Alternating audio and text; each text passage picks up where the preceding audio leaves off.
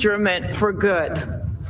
We pledge today never to take our democracy for granted as we celebrate its remarkable strength. We celebrate its resilience, its grit. We celebrate the ordinary people doing extraordinary things for our nation, the doctors and nurses on the front line of this pandemic, the officers in the Capitol, a new generation never giving up hope for justice. We celebrate a new president, Joe Biden, who vows to restore the soul of America and cross the river of our divides to a higher plane. And we celebrate our first African American, first Asian American, and first woman vice president, Kamala Harris, who stands on the shoulders of so many on this platform who have forged the way to this day. When she takes the oath of office, little girls and boys across the world will know that anything and everything is possible. And in the end, that is America, our democracy, a country of so much good. And today, on these Capitol steps and before this glorious field of flags, we rededicate ourselves to its cause. Thank you. It is now my honor to introduce to you the senator who has worked with me and so many others to make this ceremony possible, my friend and the chair of the inaugural committee, Missouri Senator Roy Blunt.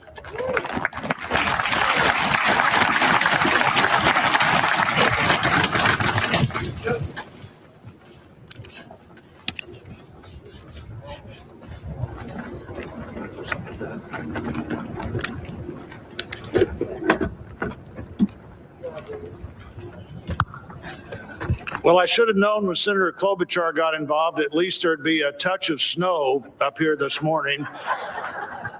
Of all the things we'd considered, I don't think snow was on my agenda until I walked out the door a moment ago. But thank you, Senator Klobuchar, and thanks to the other members of the Joint Congressional Committee on the inauguration as we officially begin the 59th inaugural ceremony. I also want to thank the Joint Committee staff and our partners, particularly our security partners, for the way they've dealt with unprecedented circumstances. When I chaired the inauguration 4 years ago, I shared President Reagan's 1981 description of this event as commonplace and miraculous. Commonplace because we've done it every 4 years since 1789. Miraculous because we've done it every 4 years since 1789. Americans have celebrated this moment during war, during depression, and now during pandemic. Once again, all three branches of our government come together as the Constitution envisions. Once again, we renew our commitment to our determined democracy, forging a more perfect union. That theme for this inauguration, our determined democracy, forging a more perfect union, was announced by the Joint Committee before the election with the belief that the United States can only fulfill its promise and set an example for others if we are always working to be better than we have been. The Constitution established that determined democracy with its first three words, declaring the people as the source of the government. The Articles of Confederation hadn't done that. The Magna Carta hadn't done that. Only the Constitution says the government exists because the people are the source of the reason it exists. They immediately followed those first three words with the words to form a more perfect union. The founders did not say to form a perfect union. They did not claim that in our new country nothing would need to be improved. Fortunately, they understood that always working to be better would be the hallmark of a great democracy. The freedoms we have today, the nation we have today, is not here just because it happened, and they aren't complete. A great democracy working through the successes and failures of our history, striving to be better than it had been. And we are more than we have been, and we are less than we hope to be.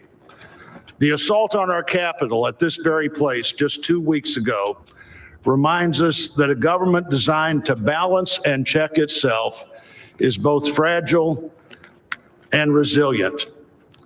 During the last year, the pandemic challenged our free and open society and called for extraordinary determination and sacrifice, and still challenges us today.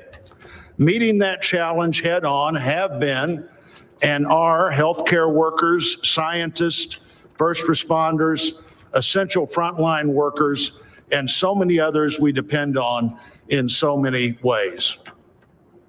Today we come to this moment, people all over the world, as we're here, are watching and will watch what we do here. Our government comes together, the Congress and the courts join the transition of executive responsibility. One political party more pleased today and on every inaugural day than the other. But this is not a moment of division, it's a moment of unification. A new administration begins and brings with it a new beginning. And with that, our great national debate goes forward, and a determined democracy will continue to be essential in pursuit of a more perfect union and a better future for all Americans. What a privilege for me to join you today. Thank you.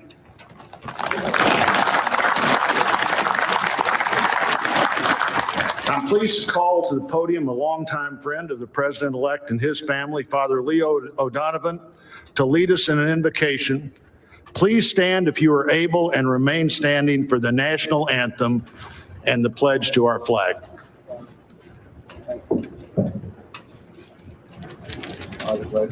Thank you, Senator.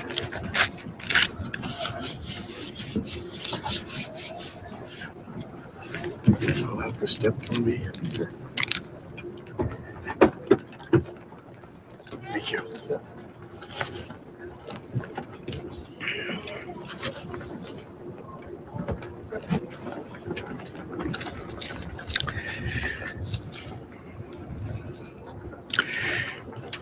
Gracious and merciful God, at this sacred time we come before you in need, indeed on our knees.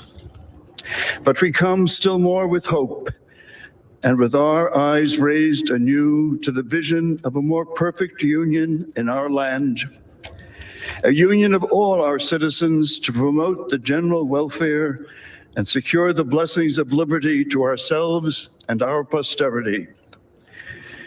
We are a people of many races, creeds, and colors, national backgrounds, cultures, and styles, now far more numerous and on land much vaster than when Archbishop John Carroll wrote his prayer for the inauguration of George Washington 232 years ago.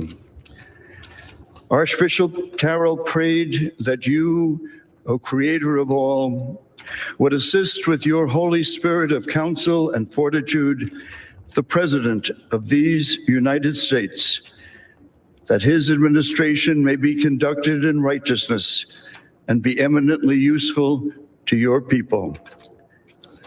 Today we confess our past failures to live according to our vision of equality, inclusion, and freedom for all.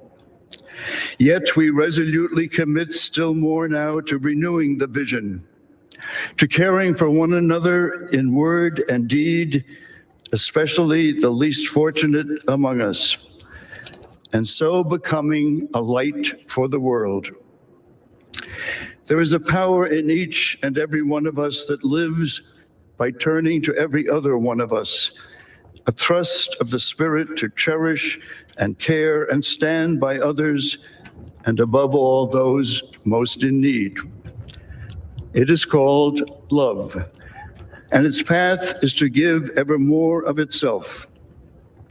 Today, it is called American patriotism, born not of power and privilege, but of care for the common good, with malice toward none and with charity for all.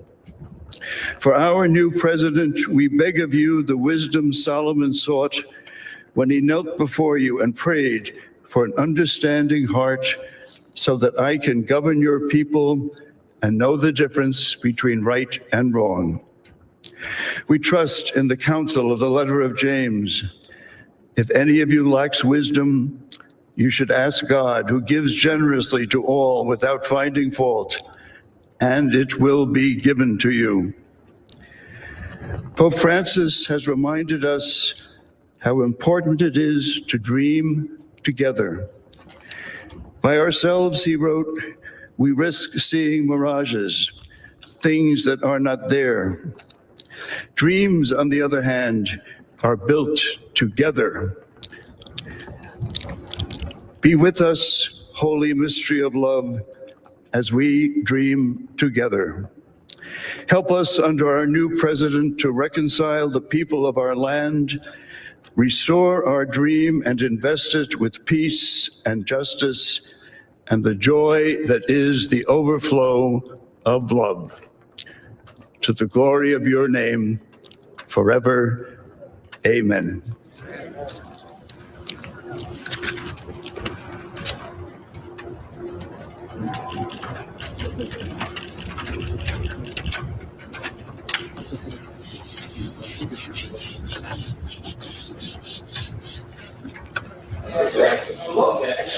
Father Donovan, a longtime friend of the Biden family, former president of Georgetown, as we heard.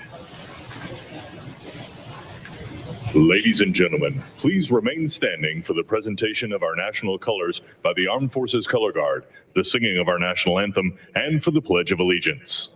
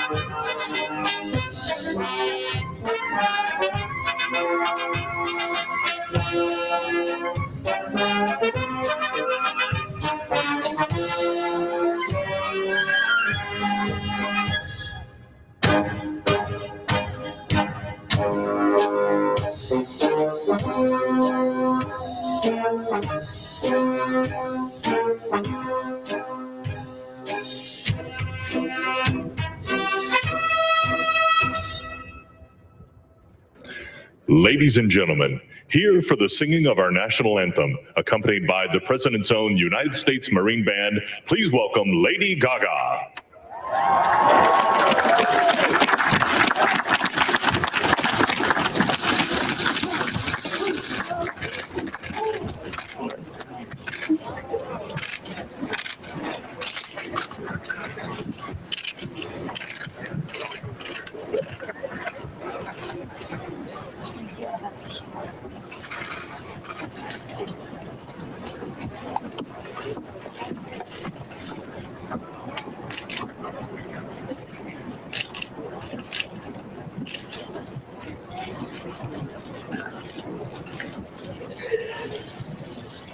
Well, you knew that was coming. You knew Lady Gaga had to have some kind of an amazing outfit. Say,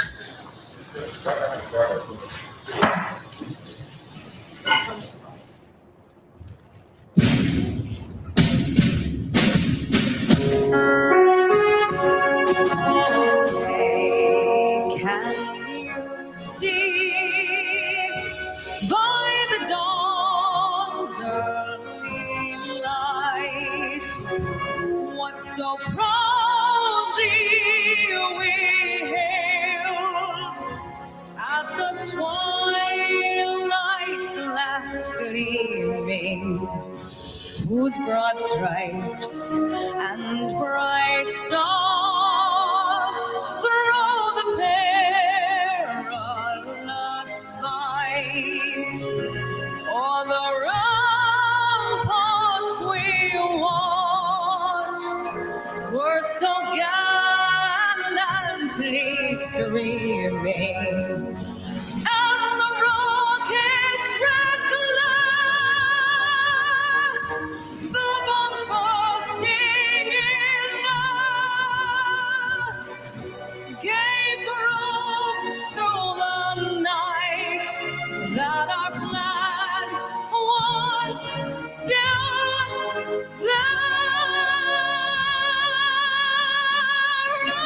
Take us that star-spangled banner yet wave on the land of the free and the home of the brave.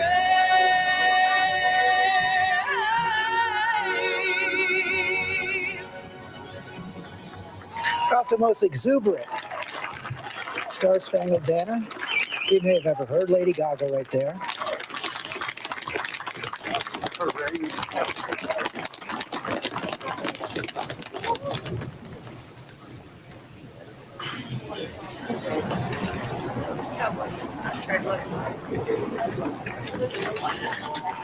Big move there for Lady Gaga. Now it is time for the Pledge of Allegiance. That will be led by Andrea Hall. She's a firefighter from Fulton County, Georgia. Please welcome from the city of South Fulton, Georgia Fire and Rescue Department, President of the International Association of Firefighters, Local 3920, Fire Captain Andrea M. Hall, for the reciting of the Pledge of Allegiance. First African woman in that department's history to be named captain. I pledge allegiance to the flag of the United States of America and to the republic for which it stands, one nation, under God, indivisible, with liberty and justice for all.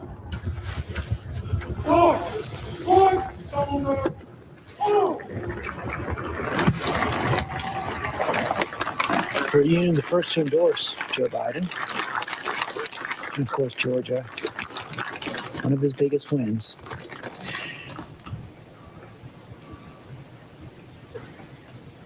What you are all about to be part of, America, is a historic moment of firsts.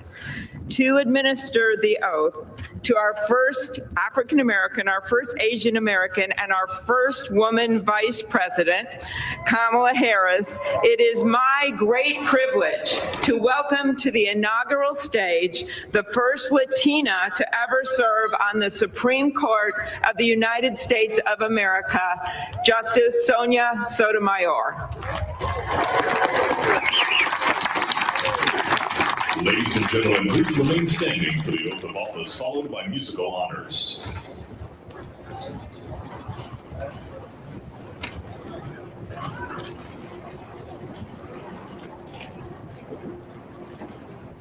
Please raise your right hand and repeat after me. I, Kamala Davy Harris, do solemnly swear I, Kamala Davy Harris, do solemnly swear that I will support and defend the Constitution of the United States that I will support and defend the Constitution of the United States against all enemies, foreign and domestic, against all enemies, foreign and domestic, that I will bear true faith and allegiance to the same, that I will bear true faith and allegiance to the same, that I take this obligation freely that I take this obligation freely without any mental reservation or purpose of evasion, without any mental reservation or purpose of evasion, that I will well and faithfully discharge that I will well and faithfully discharge the duties of the office on which I am about to enter. the duties of the office upon which I am about to enter. So help me God. So help me God.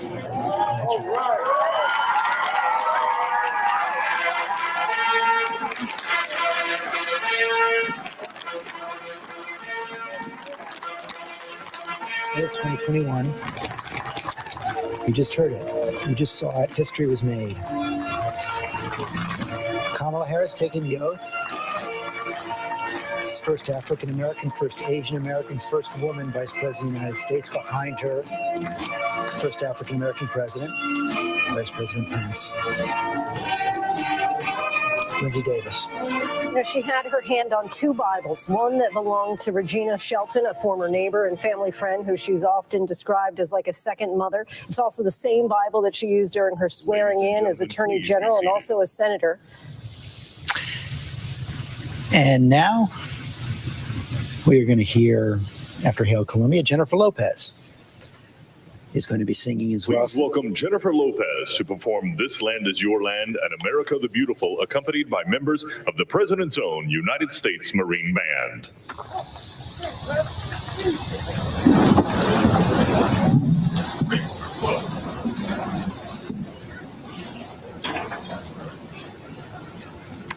Lady Gaga, Jennifer Lopez, both making resplendent fashion statements today.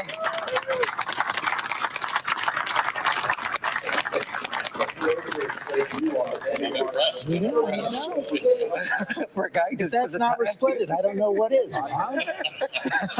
We're just proud of how well you've grown up. 10 years ago, you went to take a notice. Words I never thought I'd hear.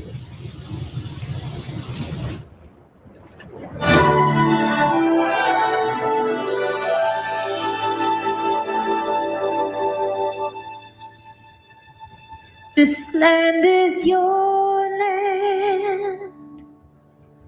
This land is my land. From California to the New York Islands, from the Redwood Forest to the Gulf Stream waters.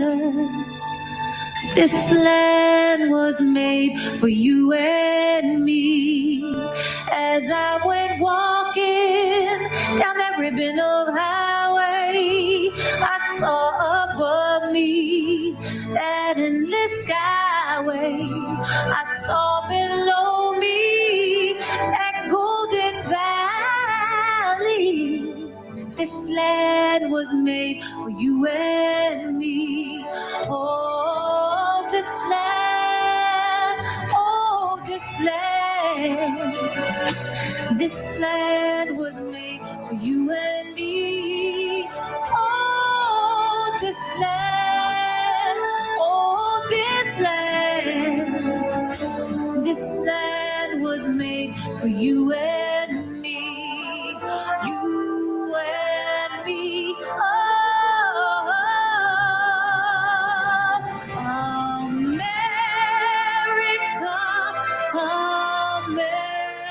America, God shed His grace on thee and crowned thy good with brotherhood. From sea to shining sea.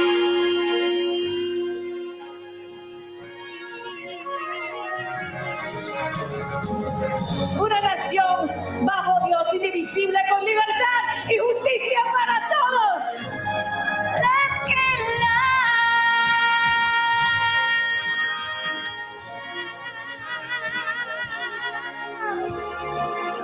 This land was made for you and me.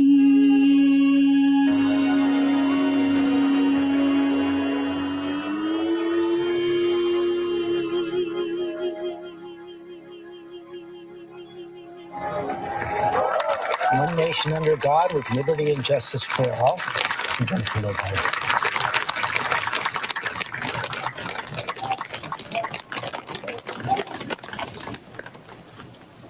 Approaching now the moment for President-elect Biden That to was take the great. oath. The sun is shining, and Mr. President-elect, this is the first inauguration in the history of America where J-Lo was the warm-up act for Chief Justice Roberts.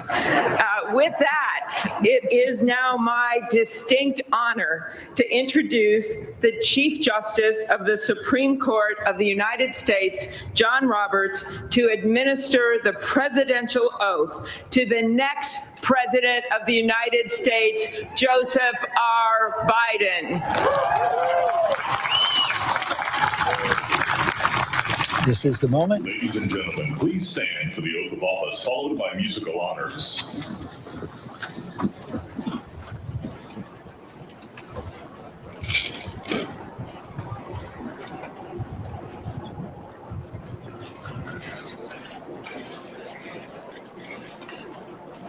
Please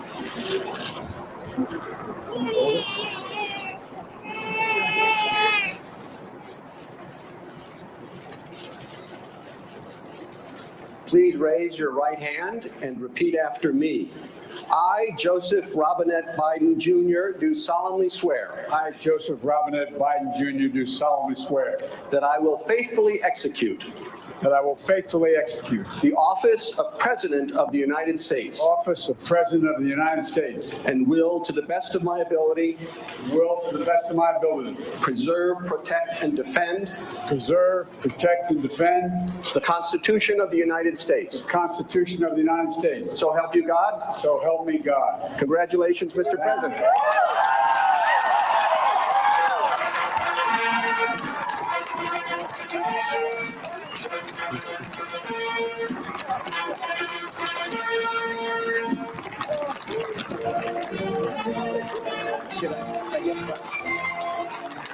First time heavily chief played for Joe Biden.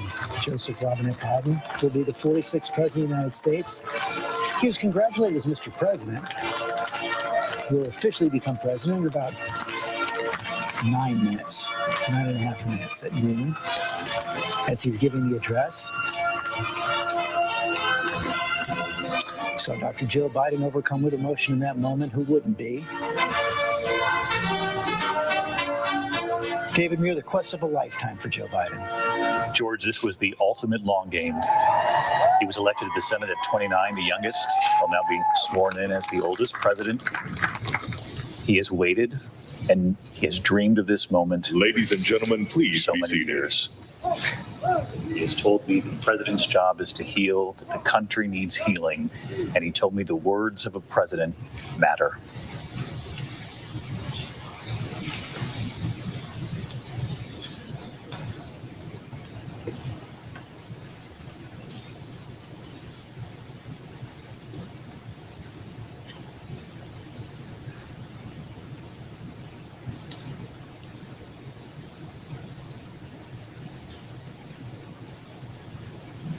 Dr. Joe Biden there, First Lady of the United States.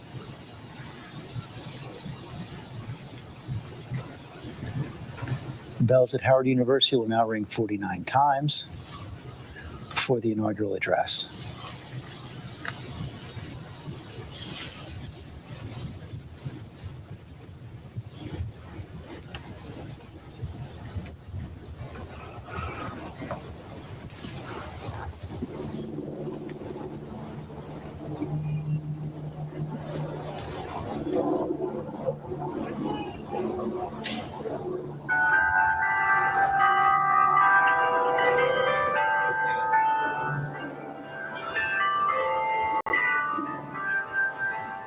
My fellow Americans, a moment we have all been waiting for. It is now my great privilege and high honor to be the first person to officially introduce the 46th President of the United States, Joseph R. Biden, Jr.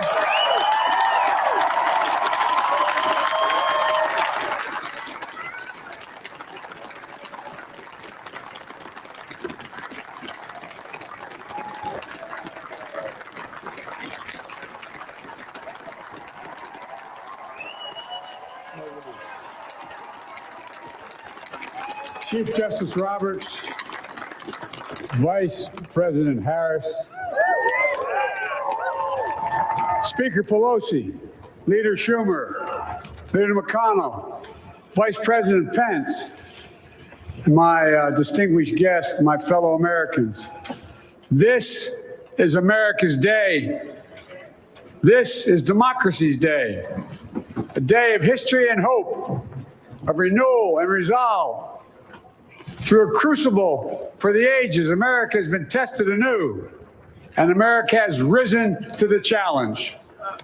Today, we celebrate the triumph not of a candidate, but of a cause, the cause of democracy.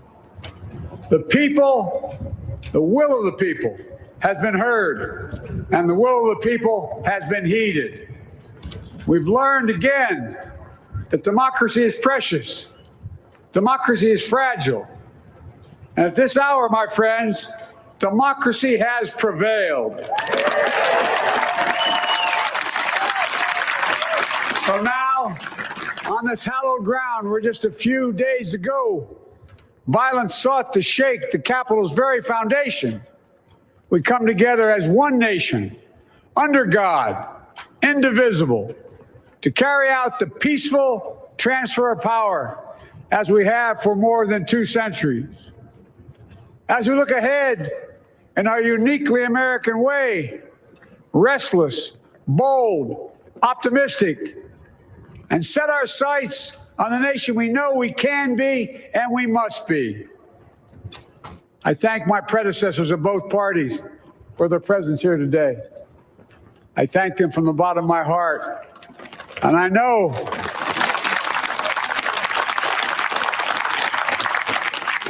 the resilience of our Constitution and the strength of our nation, as does President Carter, who I spoke with last night, who cannot be with us today, but whom we salute for his lifetime in service.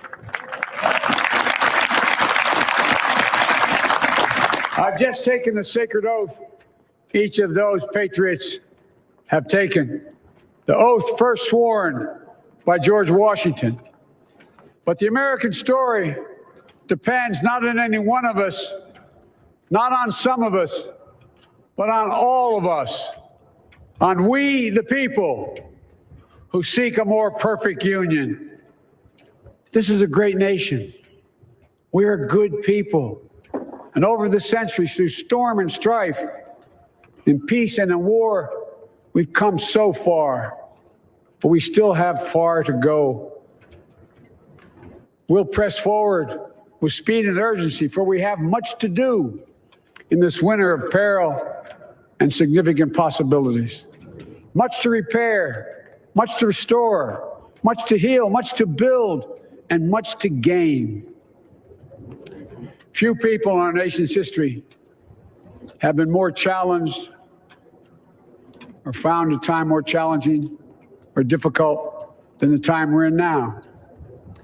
Once-in-a-century virus that silently stalks the country. It's taken as many lives in 1 year as America lost in all of World War II. Millions of jobs have been lost. Hundreds of thousands of businesses closed. A cry for racial justice, some 400 years in the making, moves us. The dream of justice for all will be deferred no longer. A cry for survival comes from the planet itself. A cry that can't be any more desperate or any more clear. And now, a rise of political extremism, white supremacy, domestic terrorism, that we must confront and we will defeat. To overcome these challenges, to restore the soul and secure the future of America, requires so much more than words. It requires the most elusive of all things in a democracy: unity. Unity. In another January, on New Year's Day in 1863, Abraham Lincoln signed the Emancipation Proclamation. When he put pen to paper, the president said, and I quote, "If my name ever goes down into history, it'll be for this act, and my whole soul is in it." My whole soul is in it. Today, on this January day, my whole soul is in this. Bringing America together, uniting our people, uniting our nation. And I ask every American to join me in this cause.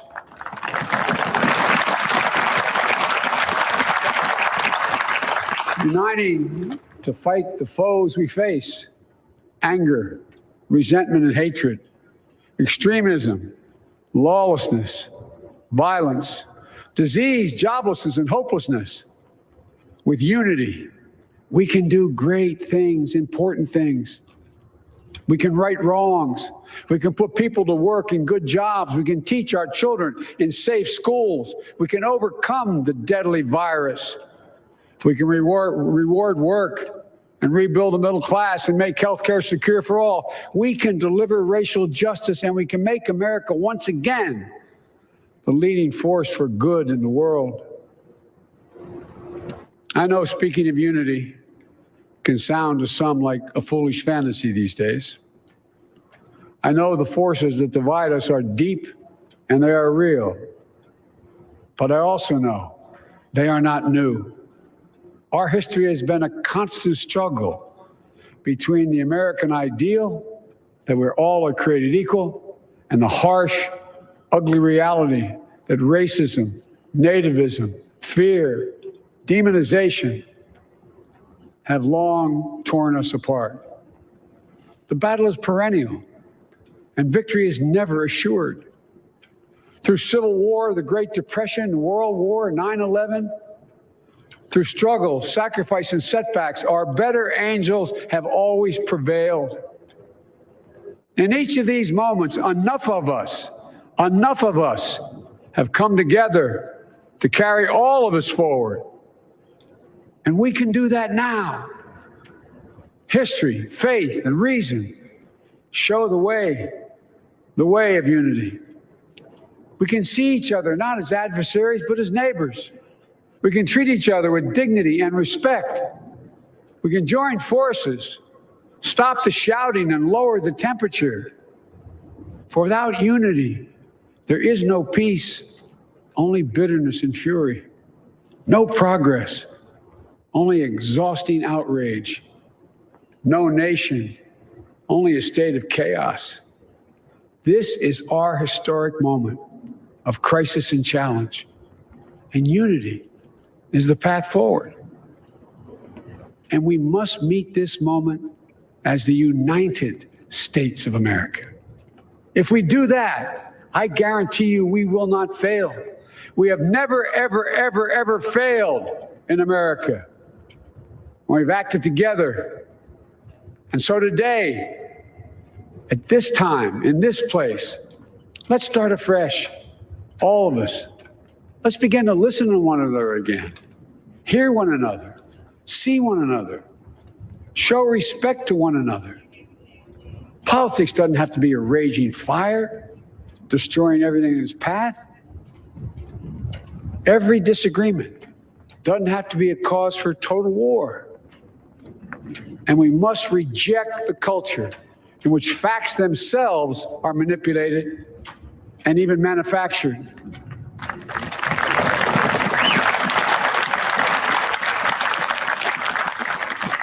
My fellow Americans, we have to be different than this. America has to be better than this. And I believe America is so much better than this. Just look around. Here we stand in the shadow of the Capitol Dome, as was mentioned earlier, completed amid the Civil War, when the Union itself was literally hanging in the balance. Yet we endured.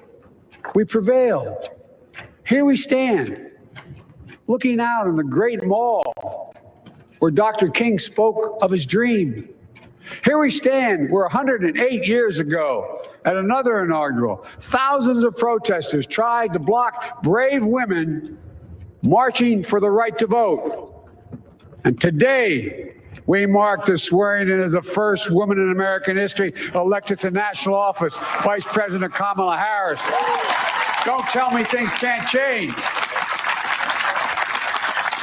Here we stand, across the Potomac from Arlington Cemetery, where heroes who gave the last full measure of devotion rest in eternal peace. And here we stand, just days after a riotous mob thought they could use violence to silence the will of the people, to stop the work of our democracy, to drive us from this sacred ground. It did not happen. It will never happen. Not today, not tomorrow, not ever. Not ever.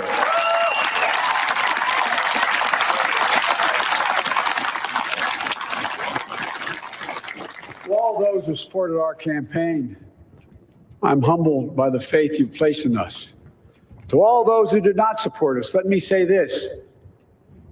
Hear me out as we move forward. Take a measure of me and my heart. If you still disagree, so be it. That's democracy. That's America. The right to dissent peaceably within the guardrails of our republic is perhaps this nation's greatest strength. Yet hear me clearly. Disagreement must not lead to disunion. And I pledge this to you. I will be a president for all Americans, all Americans. And I promise you, I will fight as hard for those who did not support me as for those who did.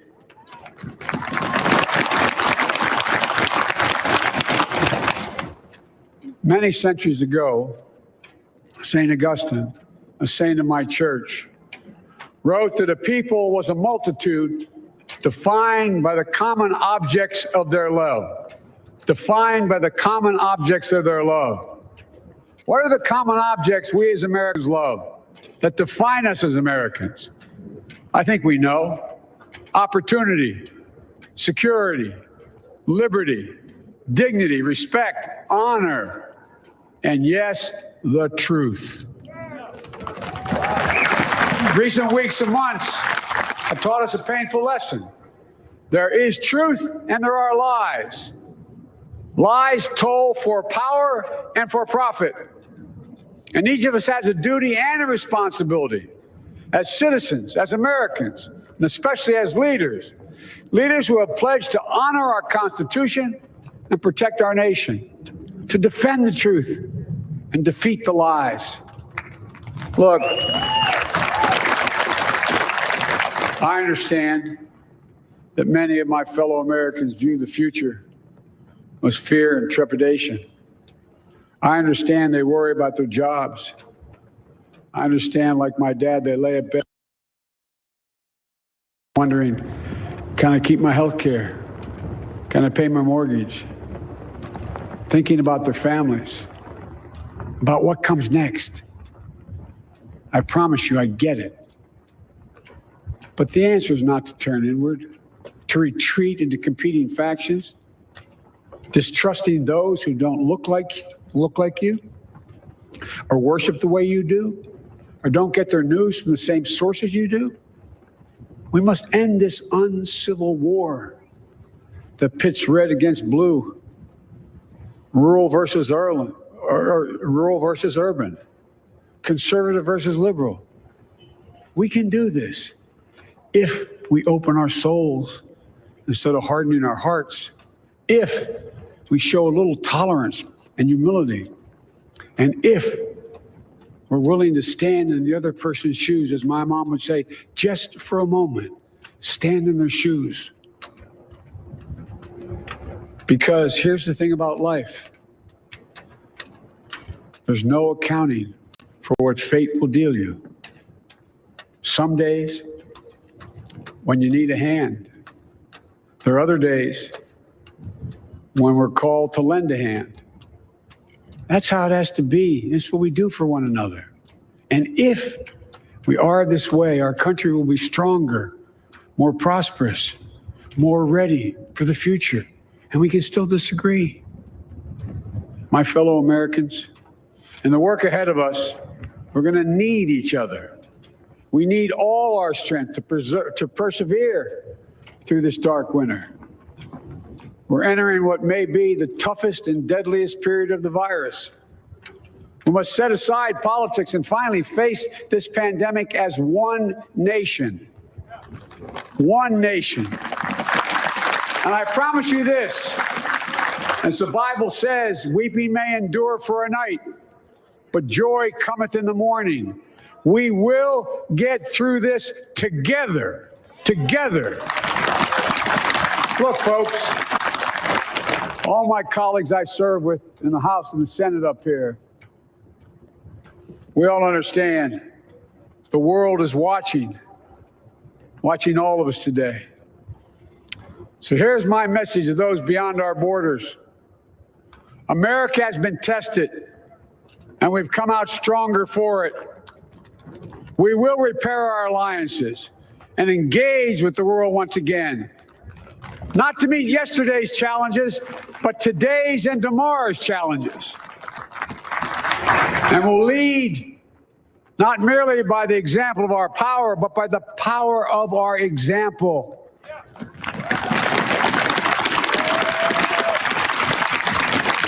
We'll be a strong and trusted partner for peace, progress, and security. Look, you all know we've been through so much in this nation.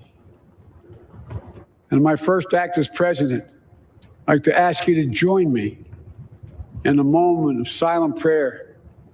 Remember all those who we lost in this past year to the pandemic, those 400,000 fellow Americans, moms, dads, husbands, wives, sons, daughters, friends, neighbors, and coworkers. We'll honor them by becoming the people and the nation we know we can and should be. So I ask you, let's say a silent prayer for those who've lost their lives and those left behind, and for our country.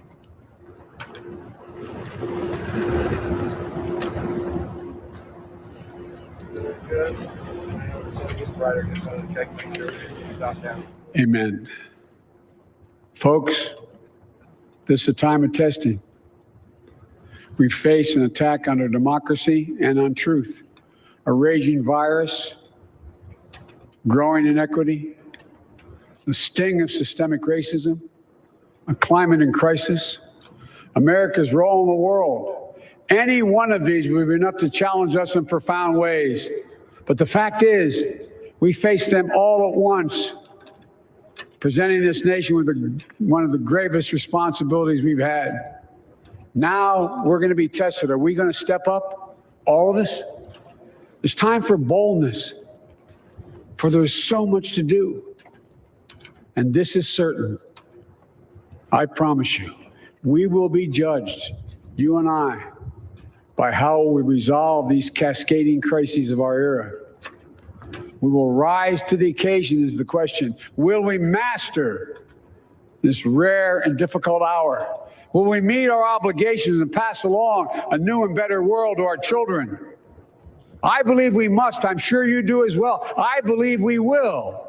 And when we do, we'll write the next great chapter in the history of the United States of America, the American story.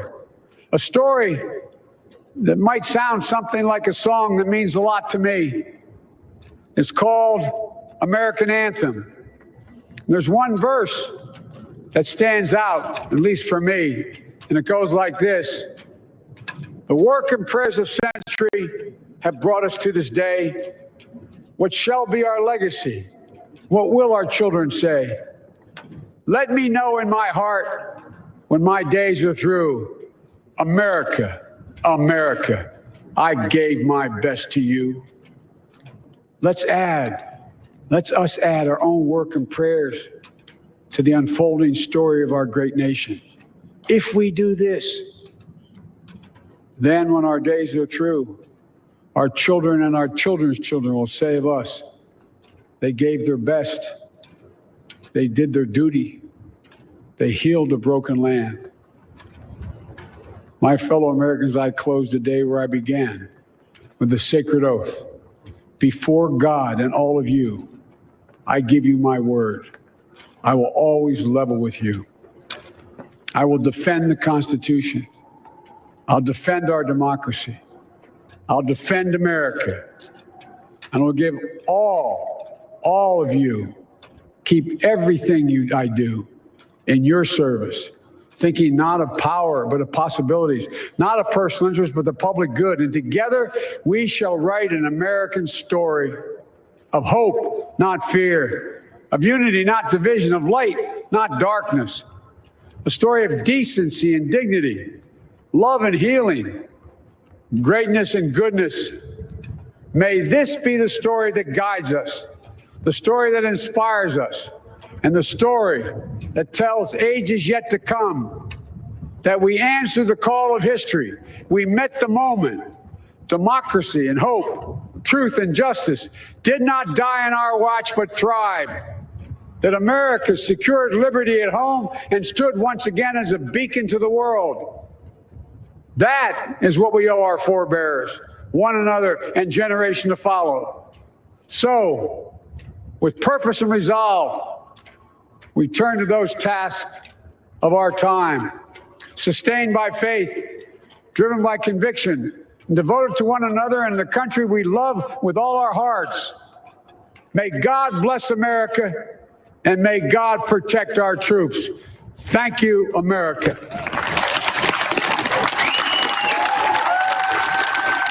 The inaugural address of Joseph Robinette Biden, now 46th President of the United States. Powerful, personal, emotional at times, delivered with command. The new president called Americans to empathy and action. He noted those events of 2 weeks ago, the siege of the Capitol, noted that our democracy is fragile, is precious, but it has prevailed. Ladies and gentlemen, please be seated. As I said, he called Americans to empathy, saying we can't harden our hearts, we must open our souls, put ourselves in each other's shoes, as his mother taught him. Garth Brooks to perform Amazing Grace.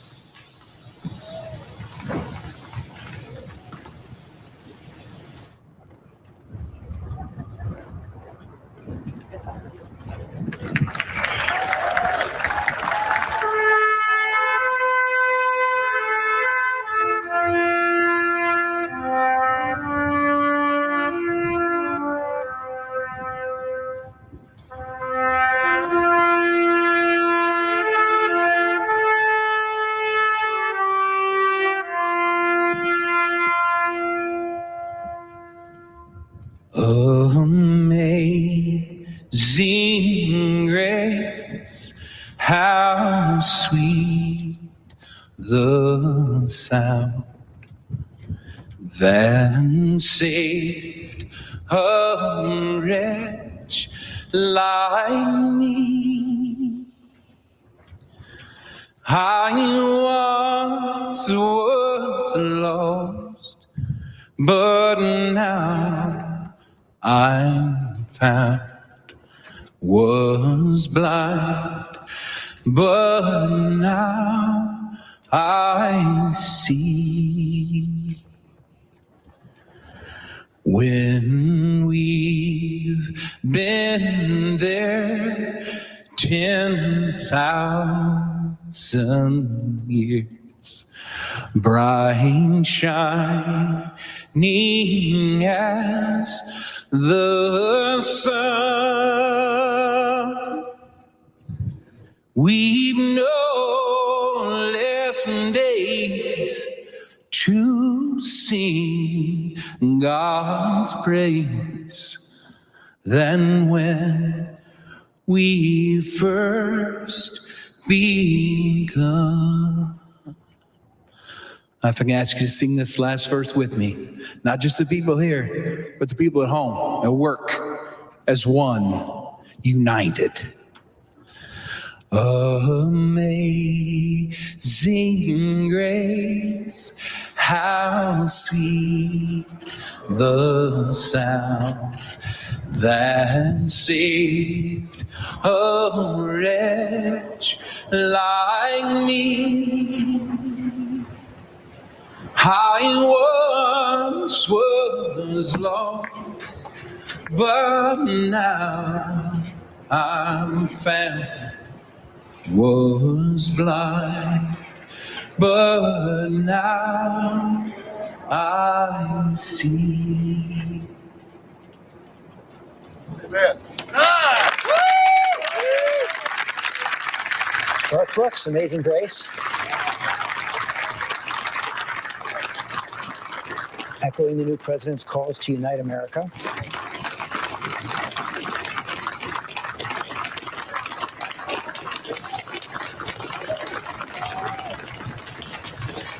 We'll now hear a poem from Amanda Gordon. Not quite social distance there for Garth Brooks. Hugs there. Former President Bill Clinton from the First Lady. Guess he can't help himself. Roy Blunt. Hard not to be reminded of President Obama's singing that same song at the Mother Emanuel Church. A song that in our culture is as close to both poetry and prayer as you could possibly come. And we're going to finish with those two things. Let me introduce Amanda Gorman, our nation's first ever National Poet Laureate.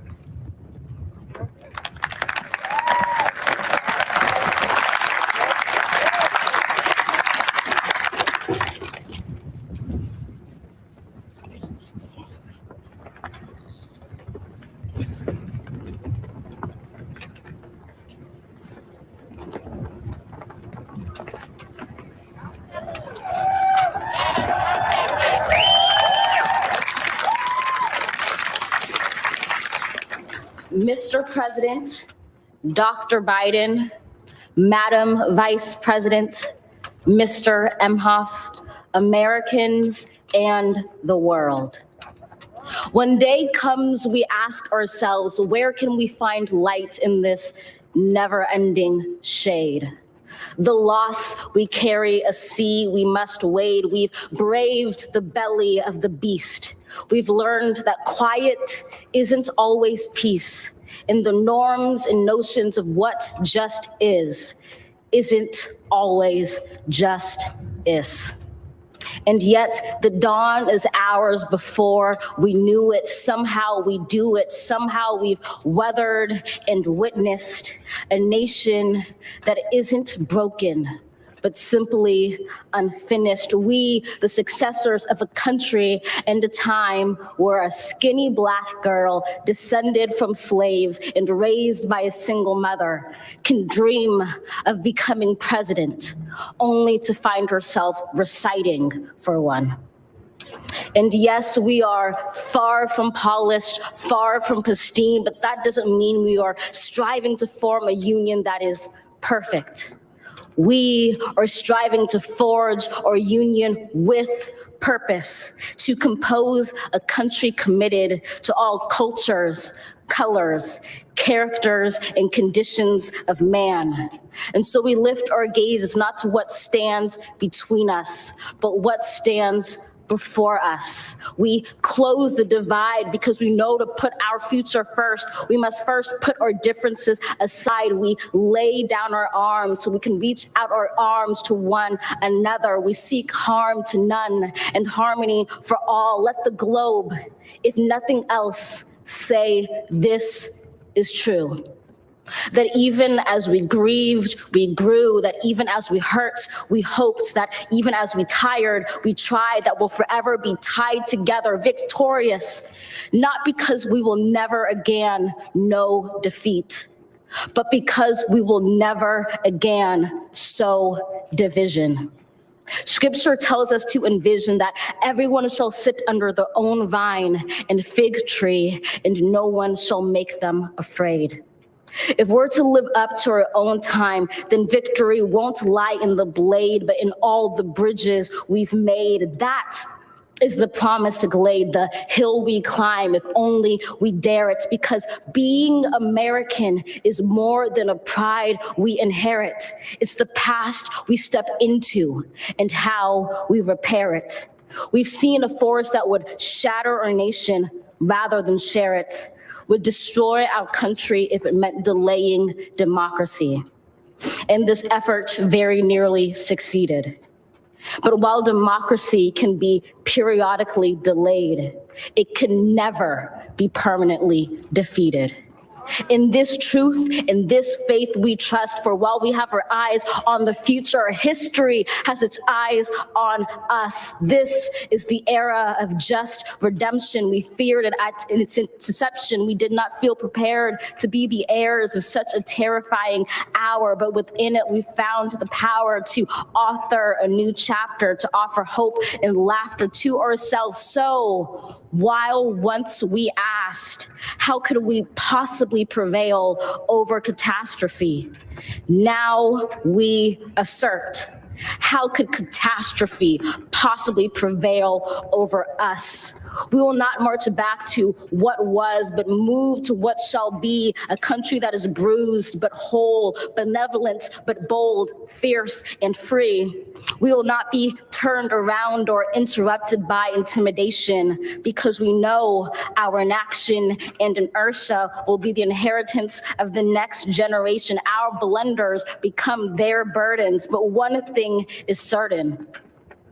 If we merge mercy with might and might with right, then love becomes our legacy and change our children's birthright. So let us leave behind a country better than the one we were left. With every breath from my bronze pounded chest, we will raise this wounded world into a wondrous one. We will rise from the gold-limbed hills of the West. We will rise from the wind-swept Northeast, where our forefathers first realized revolution. We will rise from the lake-rimmed cities of the Midwestern states. We will rise from the sun-baked South. We will rebuild, reconcile, and recover in every known nook of our nation, in every corner called our country. Our people, diverse and beautiful, will emerge battered and beautiful. When day comes, we step out of the shade of flame and unafraid. The new dawn blooms as we free it. For there is always light, if only we're brave enough to see it, if only we're brave enough to be it. Wow. How's that for a national debut? Most of us will remember where we were when we heard Joe Biden take the oath of office, give his inaugural address. We will all remember when we heard Amanda Gorman speak to the world as America's first National Youth Poet Laureate. Amanda Gorman. Now for our benediction, I'm pleased to introduce Reverend Dr. Sylvester Beeman, the pastor of the Bethel African Methodist Episcopal Church in Wilmington, Delaware, a friend of President Biden for 30 years.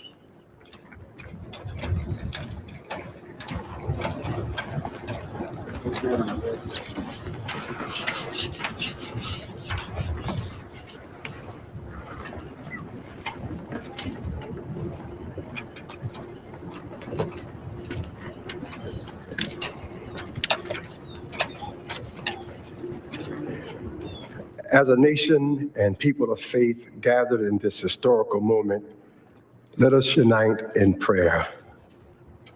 God, we gather under the beauty of your holiness and the holiness of your beauty. We seek your face, your smile, your warm embrace. We petition you once more in this celebration. We pray for divine favor upon our president, Joseph R. Biden, and our First Lady, Dr. Jill Biden, and their family. We further ask that you would extend the same favor upon our Vice President, Kamala D. Harris, and our second gentleman, Doug Emhoff, and their family. More than ever, they and our nation need you. We need you, for in you we discover our common humanity. In our common humanity, we will seek out the wounded and bind their wounds. We will seek healing for those who are sick and diseased. We will mourn our dead. We will befriend the lonely, the least, and the left out. We will share our abundance with those who are hungry. We will do justly to the oppressed, acknowledge sin, and seek forgiveness, thus grasping reconciliation. In discovering our humanity, we will seek the good in and for all our neighbors. We will love the unlovable, remove the stigma of the so-called untouchables. We will care for our most vulnerable, our children, the elderly, emotionally challenged, and the poor. We will seek rehabilitation beyond correction. We will extend opportunity to those locked out of opportunity. We will make friends of our enemies. We will make friends of our enemies. People, your people, shall no longer raise up weapons against one another. We will rather use our resources for the national good and become a beacon of life and goodwill to the world. And neither shall we learn hatred anymore. We will lie down in peace and not make our neighbors afraid. In you, O God, we discover our humanity. In our humanity, we discover our commonness. Beyond the difference of color, creed, origin, political party, ideology, geography, and personal preferences, we'll become greater stewards of your environment, preserving the land, reaping from it a sustainable harvest, and securing its wonder and miracle-giving power for generations to come. This is our benediction, that from these hallowed grounds, where slaves labored to build this shrine and citadel to liberty and democracy, let us all acknowledge, from the indigenous Native American to those who recently received their citizenship, from the African American to those whose foreparents came from Europe and every corner of the globe, from the wealthy to those struggling to make it, from every human being, regardless of their choices, that this is our country. As such, teach us, O God. As such, teach us, O God, to live in it, love in it, be healed in it, and reconcile to one another in it, lest we miss kingdom's goal. To your glory, majesty, dominion, and power forever. Hallelujah. Glory, hallelujah. In the strong name of our collective faith. Amen. Please remain standing as the Armed Forces Color Guard retires our national colors. Echoes of Martin Luther King Jr. there.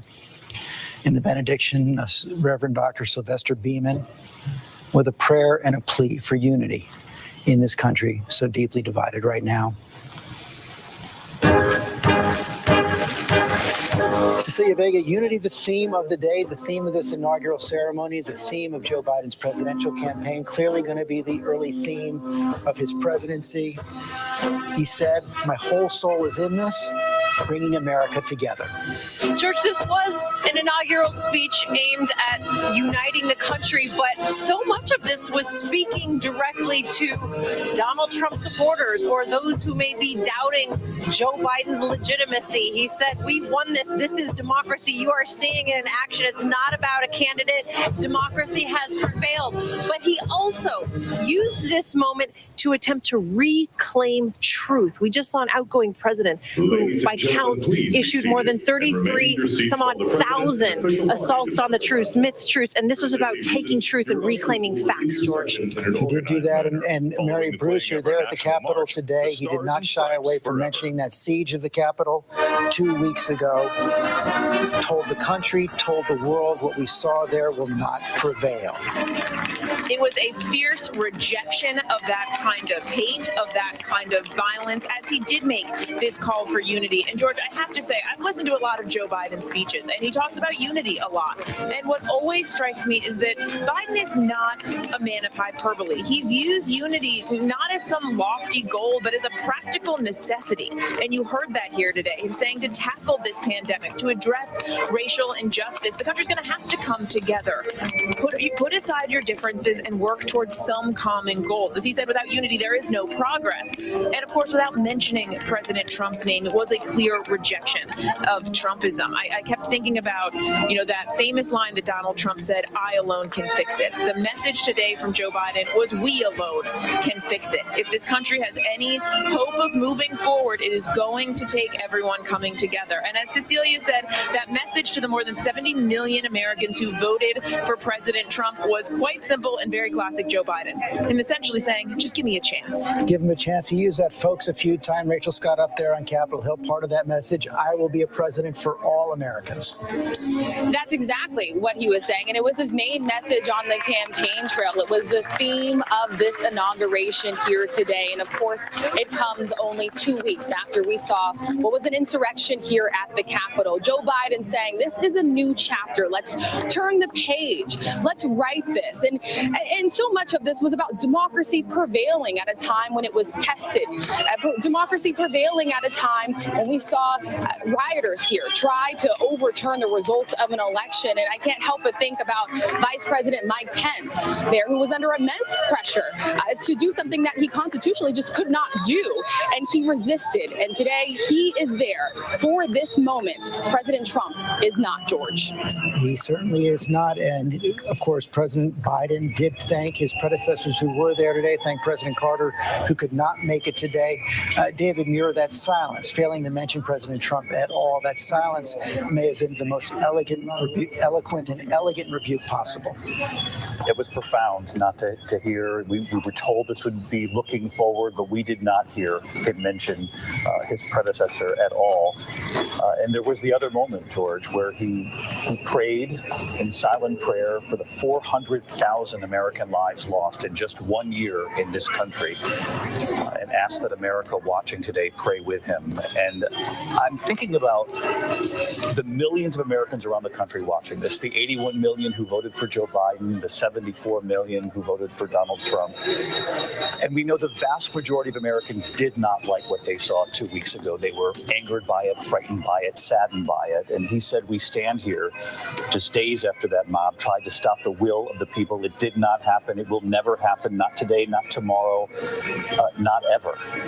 And he looked around him on the platform to Republicans and Democrats and said, we will get through this together. Look, folks. And he turned to his colleagues. We all understand here. The world is watching. And he asked the American people, we face this all at once. Are we going to step up? He says, I believe we will. And the imagery of what they pulled off today, the 25,000 National Guard troops who secured the Capitol, the green zone that we talk about in Iraq and elsewhere, in the Capitol, to pull this off, to send a message not only to America but to the world that democracy prevails, fragile democracy. But on this very important day, it prevails. As we see Kamala Harris, the new Vice President of the United States, her husband, Doug Emhoff. The President, Lindsey Davis, confronted so many crises in that inaugural speech, talked about the constant struggle in America, the struggle that is as long as our republic, as old as our republic, between our ideals and the ugly reality of racism and nativism. Right, and he also said the same words that Abraham Lincoln said in his first inaugural speech when he talked about making that appeal to the better angels of our nature. You know, I think I have to just talk about 22-year-old Amanda Gorman just for a moment, because that was more than a poem, that was preaching. And it was preaching born out of wisdom, passion, and dare I say pain. You know, her poem was entitled "The Hill We Climb." And of course, this was not so much about Capitol Hill as much as it was the uphill battle that's been faced by so many Americans. And George, I just have to say, it has been a long time coming for Black and brown Americans. And, you know, President Joe Biden has long talked about, fighting for the soul of America. And he referenced that today. And he said, my whole soul is in this. And I think that Amanda, what she did was she revealed a bit of that soul for us in her poem. I do think that President Biden struck the right tone. The question now is, will it resonate for Americans? And just one additional point, Madam Vice President Kamala Harris has issued her first tweet on her official vice presidential Twitter, ready to serve. She is ready to serve. She is serving now as Vice President of the United States. John Carl, vintage Joe Biden in other ways as well, referencing his mother, talking about how we all have to open our souls instead of hardening our hearts. We've talked about this before. We talked about it during the campaign. His empathy has been his core, the core value that he's always expressed. He's calling on all Americans to share it. It's what's defined him. It's what's defined him since he first came into the Senate after the tragic deaths of his wife and his child. I mean, I thought just for a moment, George, Amanda Corman, again, I think it was a memorable speech for Joe Biden, an important speech, the most important speech of his life. I think we will also remember Amanda Corman. And the line that struck out to me was, even as we hurt, we hope. And the other thing, sandwiched in between, on the other side of Biden's speech, his Reverend Beeman saying, we must make friends of our enemies. We must make friends of our enemies, which defined the challenge that Biden takes on right now. And the line in Biden's speech that stood out to me was when he said, there is truth and there are lies. It's such a simple line, George. It is a platitude in any other context. But where we are now, the divisions that we face, we must make friends of our enemies. The challenge in doing that is that we have not simply enemies in a political context, but we have divided camps that do not accept the same definition of what is true and what is a lie. The people that stormed that Capitol in the name of a lie that was perpetrated and expanded on and pushed at every point by Biden's predecessor. So when he came out and said that line, again, that simple line, there is truth and there are lies. If he can convince us, if he can convince Americans of that once again, he'll go a long way to accomplishing what he needs to accomplish. That would be a monumental victory for Joe Biden as 46th president of the United States. Mark Updegrove, presidential historian. We must not be enemies. We must not make friends of our enemies, as John Carl was just talking about. Echoes of Abe Lincoln right there. Echoes Lincoln on the eve of Civil War in 1861, the worst domestic crisis that we have ever faced as a nation. We, of course, faced one 2 weeks ago, George. But I think what President Biden said at the top of his speech most resonated with me, which is, this is democracy's day. Democracy has prevailed. Despite what we saw from President Trump, his trying to sabotage this election, calling on insurrectionists to seize the Capitol, to try to overturn the result, to try to overthrow our country. Democracy triumphed. This today was a triumph of democracy. Martha Raddatz, thank you. Mark, that was clearly the message that the new president had for the world as well. America has been tested, but we have come out stronger. Exactly the message he was portraying. We will repair our alliances, lead not by power, but the power of our example and our leadership. A strong message to the world. And of course, there are congratulations coming in from all over the world, as would be expected. Look, the world has to deal with whoever is president. And I know foreign leaders around the world during the Trump administration were just holding their breath. I also look, and I'm looking there at Chairman of the Joint Chiefs, Mark Milley, who was among the crowd there today. He will remain chairman of the Joint Chiefs, but he had a very tough balancing act during this period. I know there's probably a sigh of relief over at the Pentagon that Iran didn't act up in the last couple of weeks, because there were certainly plans to respond to any attack from Iran. Mark Milley, of course, was caught up in the politics of Donald Trump, making that walk with him through Lafayette Park when they were going after peaceful Black Lives Matter protesters. I know Milley peeled away from the crowd there, but apologized for that, knew that was wrong, and then carried on and with his advice to the president. Also, all the military up there, George. I was looking at the Marine when he escorted Lady Gaga, as we see there still down, and thinking, boy, that's got to make his day. Probably never imagined that he would be escorting Lady Gaga. Probably as surprised as we all were with your descriptions of the outfits, George. We like that a lot. There we see the Speaker of the House. Chairman, I have to say, just watching those last few moments as Martha was talking, how refreshing to see presidents, former presidents, just sitting up there on the steps of the Capitol under siege 2 weeks ago, just chatting. A return to some kind of normalcy. Look, those presidents did not agree with each other. They had their disagreements. In some ways, George Bush was elected to refute the president presidency of Bill Clinton, and certainly Barack Obama to refute the presidency of George W. Bush. But in keeping with our tradition, there they are. And that's really what we heard, I think, in this inaugural address, plain spoken. And although he didn't put it this way, I think Joe Biden was diagnosing the problem that is causing the disunity. He said our real foes are anger and resentment and hatred, and without unity, there's no peace, only bitterness and fury, no progress, only exhausting outrage, that worst version of ourselves that everybody seems to give themselves permission to be on social media. And it's really a problem of national character. Benjamin Franklin said, only a virtuous people are capable of freedom.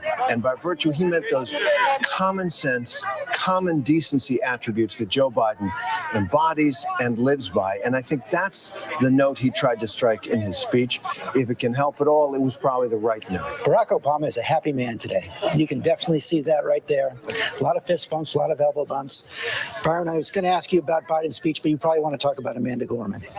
Right? I mean, she was phenomenal, George. And watching this moment, today's inauguration felt more like a church service, right? I mean, and we see there that, like after a good sermon, the congregation doesn't want to go home, right? People are still hugging, shaking hands. And I thought from Joe Biden today, certainly he was commander-in-chief, but he was also papa-in-chief. He gave a speech to comfort the nation. He said, in part, to those who did not vote for me, if you still disagree, so be it. Disagreement must not lead to disunion. So it was a unifying speech. And George, if you think about it, it's a 4.5-hour drive from Scranton, Pennsylvania, where Biden's from, to the White House in Washington. It took Joe Biden 78 years from the shy side of blue collar to become the most powerful person on earth. That remains only possible in America. We are not a perfect nation, as he reminded us today, but the nation, the promise of America, remains today like no other on earth. And I think Joe Biden, this ceremony, even the presence of Mike Pence today, reminds us what is so unique about our nation. Chris Christie, thank you, Byron. Did Joe Biden meet the moment? Yeah, I think he did. I think he gave the speech he needed to give. And but again, today is today. And then tomorrow work starts. And I think for all of us, whether it was Rahm as mayor or me as governor, the day you get sworn in is an amazing day, and you speak to your highest aspirations. And then the next day, everybody shows up to work. And then you got to decide, how are you going to execute on the aspirations that you spoke? And that's the great challenge that faces the president and faces everyone. I would say that I think that President Trump missed a moment at the very beginning of his presidency. He could have brought people together behind an infrastructure package that the country desperately needed, and gotten Republican and Democratic votes for it. I hope that President Biden puts that up pretty early on to show that he can make the aspirations that he spoke about today a reality of governing. If he does that, it will make him a more powerful president. The hard work is going to begin immediately. COVID front and center, his COVID relief bill, as we see. The new Vice President of the United States saying farewell to the man who was Vice President of the United States for the last 4 years, Mike Pence and Karen Pence. He served in the House as well. Now his first walk down those Capitol steps as a former Vice President of the United States.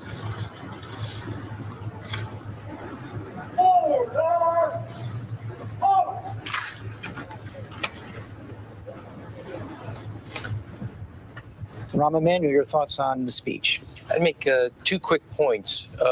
These days are usually self-asserting about democracy and the American story. I think when you look at the whole day's event, it's almost becoming self-reassuring about America's story and its democracy. We have to actually convince ourselves, given what happened 2 weeks ago. The second is, the American motto is out of many one. And underneath all of this is a basic point that after the last 4 years, we deviated from that motto. And I think when you really strip back, what Joe Biden was talking about was reasserting that motto as our North Star. The poem, which we all said, I mean, I think she stole the day, and I think we're going to hear a lot. That's the first we've heard it, not the last we've heard of Ms. Gorman. But that motto is our North Star. And I think Joe Biden, in his own biography, but also his words, was reminding all of us that out of many is one. and that is the project of America, and that's the project of a president who's unique in America to lead us towards that, no matter how many different ways, the twists and turns it has. And I think that today he's started his presidency on a step forward, but it was a big step given the last 4 years. Sarah Fagan delivered with such conviction. Such conviction. And I agree so much with Byron that there is so much religion infused in this speech and unity. I don't remember an inaugural where references to God were so prevalent. And in some ways, I don't know that the Biden team thought of it this way, but it was a unique way to reach out to Trump's America. If you look at evangelical Christians, they overwhelmingly supported the president. If you look at church attendance in this country, the more likely you attend church more than once, huge numbers of those individuals supported the Republicans. That was a way for him to reach out without getting into politics. Yvette? A beautiful day, a beautiful set of speeches, lots of great words. I do want to echo that young woman, Amanda Gorman, who just reminds us America's best kept secret. Black women are magic. We are brilliant. We are special. We are beautiful. We are amazing. And she is going to go down in history. I think she did steal the day. You know, I want to add a different perspective because I always do. There was one place where I wanted him to kind of step out a little more. And that was when he talked about being the president for everyone. And if you're not okay with that, okay, but I'm still going to serve you. I think back to John F. Kennedy, who said, ask not what your country will do for you, but what you will do for your country. And I think it's an important thing for him to say. Unity requires you to step up and do something too. The folks who came and stormed the Capitol 2 weeks ago, disenfranchised, feeling left out, guess what? A lot of us have felt that way. And we continue to show up and we fight for this country that is not perfect, that has not served us. And I wanted him to say, re-engage. You need to be a part of the solution. And I hope we see that coming out. Don't let these folks off the hook. We need them to be a part of the solution. He's not going to come to them and feed them from his hand. They have to come to the table. They have to be prepared to sacrifice and fight for the unity that they require and that they expect. I think it was a call for all Americans to come together on that score, but perhaps not as direct as you would have liked to have heard, but he was clearly calling Americans to engage again, as we saw. And as we see these pictures now from the Capitol, we see actually, no, I'm not sure that's President Obama again, so I'm not going to say it. But I do want to go to Rachel Scott. You were there for those moments where Vice President Kamala Harris was saying goodbye to Mike Pence. I was, George, and I looked up on those steps and I thought about 232 years. 232 years in our nation's history where we have seen men stand on those steps. 48 vice presidents, now today the nation getting their first woman of color, of Black and Indian descent, to serve as vice president of the United States. And this moment will not be lost for so many women of color in this country who have been told to wait their turn, who have been told to stand by, who have been told that this moment was not for them. And Kamala Harris, the vice president, said that when she took the oath of office, that she would be thinking about her mother who inspired her mother who told her to never listen to the word no. And we talk so much about Amanda, the poet that we heard from today, but this line I keep thinking about from her today, where she said that we, the successors of a country at a time where a skinny Black girl descended from slaves and raised by a single mother can dream of becoming president only to find herself reciting for one, George. It was a remarkable moment right there. We see President Bill Clinton, former President Bill Clinton there as well, making their way through the Capitol. Not going to have the traditional lunch in the Capitol. Of course, that's not possible in this age of COVID. The President Biden will be signing some papers there in the Capitol, a toast with congressional leaders before heading down to the White House in military parade. We're going to stay with you all afternoon. And we'll also be going to Arlington Cemetery with the former presidents of the United States. Our coverage is going to continue after this quick break.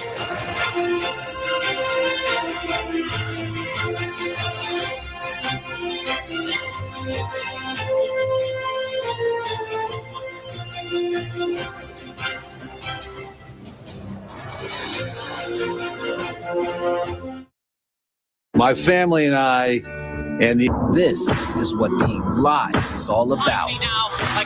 This is ABC News Live, the 24/7 streaming news source, ABC News. Wow! breaking news, live events as they happen, streaming live, nonstop, straight to you. Original, on the edge, breakthrough storytelling from ABC News, National Geographic, ESPN, all designed differently for you to stream straight to any screen whenever you want, free. And imagine the most celebrated, epic live events and moments, all playing out right before your eyes. See those flames behind me? And go deeper inside the groundbreaking exclusives from the campaign trail only ABC News gets. Watch ABC News Live right now and anytime. Streaming on Roku, Hulu, Facebook, and abcnews.com. ABC News Live. Streaming everywhere, right to you. ABC News Live. The Americans here on the ground and the Iraqis, 18,000 tons. Patatas. Ismail? David. For ground zero from Hurricane Michael. You can see just home after home. David, nice to meet you. This was your view. My favorite. Thank you. Thank you. Yes, mornings may look different these days, but where you start your day, where you spend your mornings, where you get connected to everything that's happening. And face it, there's a whole lot happening in our world these days. where you get all the breaking new information of the day to help you navigate through these times. That's why we're here. Good morning, sunshine. And making sure you start your day off with a smile and some sunshine. Good morning, America. Good morning, America. Good morning, America. Oh, how I love saying that. Wake me up. Another week in America, a country facing a new test now. Wuhan Airport, almost no one here. The last flight out of Rome. This is the nursing home just outside Seattle. Dozens of people were just rushed off this cruise ship. This is ground zero. It is shut down. Another ambulance just pulled out. Now they're headed to the hospital. Time is of the essence. You can see the ship behind me. This is the first time tests have been done here. Morning, afternoon, evening, late night, 24/7. ABC News, there for you. The world may feel out of your control, but your happiness doesn't have to be. Learn the secrets to happiness. Listen to the 10% Happier podcast, free on Apple Podcasts. ABC News, honored winner for the second straight year with the Edward R. Murrow Award for Overall Excellence in Television. ABC News, America's #1 news source. This is GMA3, what you need to know. GMA3. A third hour of Good Morning America in the afternoon. It's all about you. Lunchtime on ABC. Tonight, Nightline, helping you through this crisis. The good information you need at the end of the day. Nightline tonight at 11:35, 10:35 Central on ABC. To the doctors, nurses, healthcare professionals. To everyone keeping our supermarkets, pharmacies, gas stations running. To all the essential workers, thank you. Thank you. We thank you for all you do. I, John Fitzgerald Kennedy. I, Lyndon Baines Johnson. I, Richard Milhouse. I, Gerald R. Ford. I, Jimmy Carter. I, Ronald Reagan. I, George Herbert Walker Bush. I, William Jefferson Clinton. I, George Walker Bush. I, Barack Hussein Obama. I, Donald John Trump. I, Joseph Robinette Biden Jr. do solemnly swear that I will faithfully execute the office of President of the United States. Office of President of the United States. And will, to the best of my ability, preserve, protect, and defend. The Constitution of the United States. So help you God. Joe Biden, now President of the United States, 46th President of the United States. There you see the National Mall right there, filled with flags instead of crowds today. Eva Pilgrim there as well. Eva, you can't get reaction from flags, but who have you been able to talk to? What have you been able to hear? What kind of a reaction are you getting? I've been texting with a lot of the voters that I have been in communication with over the last year. And for the most part, I'm hearing a very positive response to the president's speech. One person texting me, "There is hope." And that was from a Republican. Most of the Republican voters that I've spoken to have said they after listening to that speech, are willing to give Joe Biden, the new president, a chance. And another interesting thing that I noticed from a lot of those people who voted for President Trump in this past election, who are in red states like in the South and in the Midwest, the moment with Garth Brooks really resonated with them, specifically him after he sang Amazing Grace. He couldn't help himself hugging all the presidents. Just a reminder of the awe that the office of president does hold for many Americans and continues to hold for many Americans. One person texted me, that's one way to win over rural America. And I just want to remind people, this isn't the first time that Garth has crossed political boundaries. He put out that song, We Shall Be Free, after the Rodney King riots. He's performed for presidents before every president since Jimmy Carter, except for Reagan. And he actually said that he decided to perform today after having what he called a sweet call from Dr. Jill Biden, the now First Lady. In his presser, he said, I might be the only Republican at this place, but it's about reaching across and loving one another, adding that he's so tired of being divided. And he said in that press conference that he believes, quote, that Biden is hell-bent on making things good. That message of unity, seeing people of all kinds on that stage that resonate with different Americans, I think it will be very important going forward. Everything surrounding this speech as well. No question about that. Eva Pilgrim, Deborah Roberts. We went from Garth Brooks to Amanda Gorman. That's right, George. I got to tell you, first of all, she stole the show. I mean, I couldn't stop watching her, and I've been going over my Twitter feed, and I've been seeing as many posts about her as about the new president. So many people touched by her words. And I have to tell you, George, it's pretty clear she's a Hamilton fan, too, on top of being a great poet. You know, she talked about everybody sitting under their own vine of words that we had heard in Hamilton. History has its eyes on you. I mean, she certainly brought a youthful feel. But I agree with Eva. I felt like there was something in this inauguration for everybody, geographically, religiously, racially. There was so much there. And a friend of mine just tweeted me from down in Georgia, and she voted Republican, and she said she thought the speech was great. She thought the youth poet stole the day, but she said Biden's speech was good. And I have to tell you, it was what we needed right now. After having a stomach ache and feeling sick for so long, it was almost like a soothing bowl of grits, something that you would expect to hear from the South. But I think for a lot of people, yeah, exactly. Well, in the South, that's a big deal. But I think that he did what he needed to do, which is reach out and sort of touch all those people who might have felt disaffected.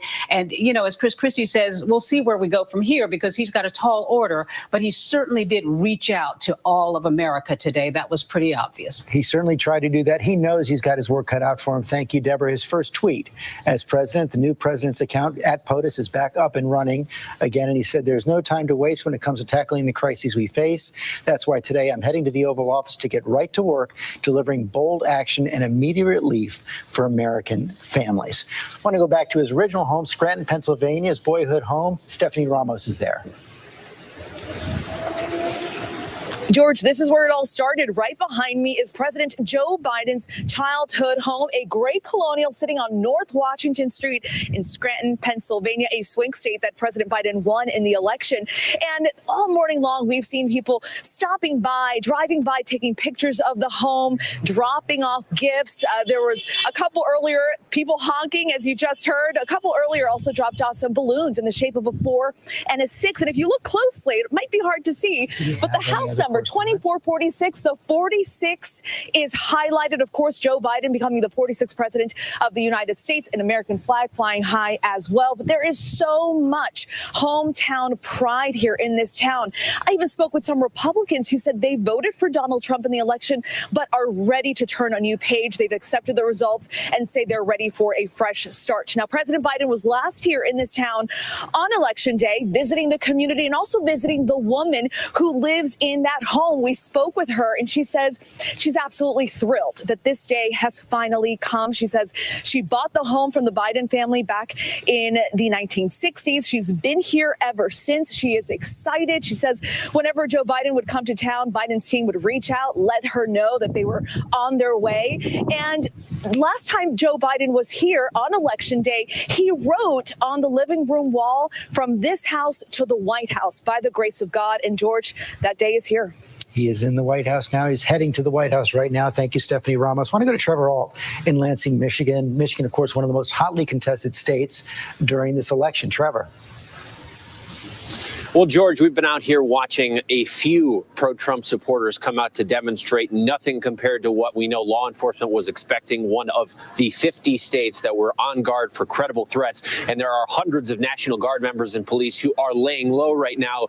They're available to respond if necessary. But what's clear, George, from talking to these demonstrators, as few as they may be, is that President Trump has done some lasting damage by continuing to spout off that fraudulent theory that this election was stolen. All of these people believe him, that Joe Biden did not rightfully win this election, and that's something that they will maintain into this Biden presidency, even though now they are resigned to the fact that Joe Biden has been sworn in. And while we're watching all of this, while there's not a large demonstration here, George, I've been reading the far-right discussion forums and social media sites on the internet, and there is a lot of anger and there's a lot of confusion right now. I think about that when Joe Biden continues to talk about unity. There is a large portion, a frighteningly large portion of this country that bought into a rotten conspiracy theory that past the election up until noon today, something was going to happen that was going to keep Joe Biden from being sworn in. Now that that has not happened, we're watching a lot of vulnerable people, a lot of angry people come crashing back to reality that the candidate that they thought was going to remain president is not going to do so, despite the fact that he said that this election was stolen. We have a lot of work left to do for this country. Chris Christie touched on this. Tomorrow, the work is going to begin. It will take a lot of effort to bring this country back together beyond just condemning that insurrection that happened back in Washington, D.C., George. The fact that so many people, so many Americans do not believe that he was legitimately elected is a serious issue. That's why he had to address it directly in the speech. Thank you, Trevor. Kana Whitworth is in Sacramento. Hey, Kana. Hey, George, so I have to tell you, among lawmakers here in Sacramento and in California, there is an added sense of pride that our vice president is from California. It's the first time that we've had a vice president from the West Coast in some 60 years. And when I spoke with the mayor here in Sacramento, he said, I was an early supporter here of Kamala Harris. He considers her a friend. They served together. And George, he went on to say that he feels an enormous amount of relief that they are ending the Trump era. And he went on to say that he can't help but feeling a little bit, if not a lot, hopeful about what's ahead. So again, that added sense of pride and even some relief here in California today. I also want to point out that as you look here behind me, you can see this fence that has been erected around the Capitol. We have National Guard troops on these city streets and police officers protecting the state Capitol as well. All the police officers here have been denied their days off. They're working 12-hour shifts to keep this city safe. And I spoke with a Trump supporter who, instead of watching the inauguration, decided to walk his dog right out here. But you know what he told me, George? Without even hearing President Joe Biden's speech, he spoke of unity. He said, as a Trump supporter, we have been seeing unrest and violence break out in this city for the last 10 weeks. And without even seeing that speech, he echoed what he was saying. He wants to see unity here as well. So that's something that here in the state capital of California, they're hoping for. It's almost an eerily quiet scene here, George. I've spent a lot of time here, and usually there's a lot of people surrounding the state capitol, but it seems quiet today. Perhaps an air of hope that positive change is ahead. Well, I do want to mention that we hear Antifa groups are possibly gathering a few blocks away, and so we'll have to see what the rest of this day here brings, George. Okay, Whitworth, thanks. You have to take another quick break. We'll be right back.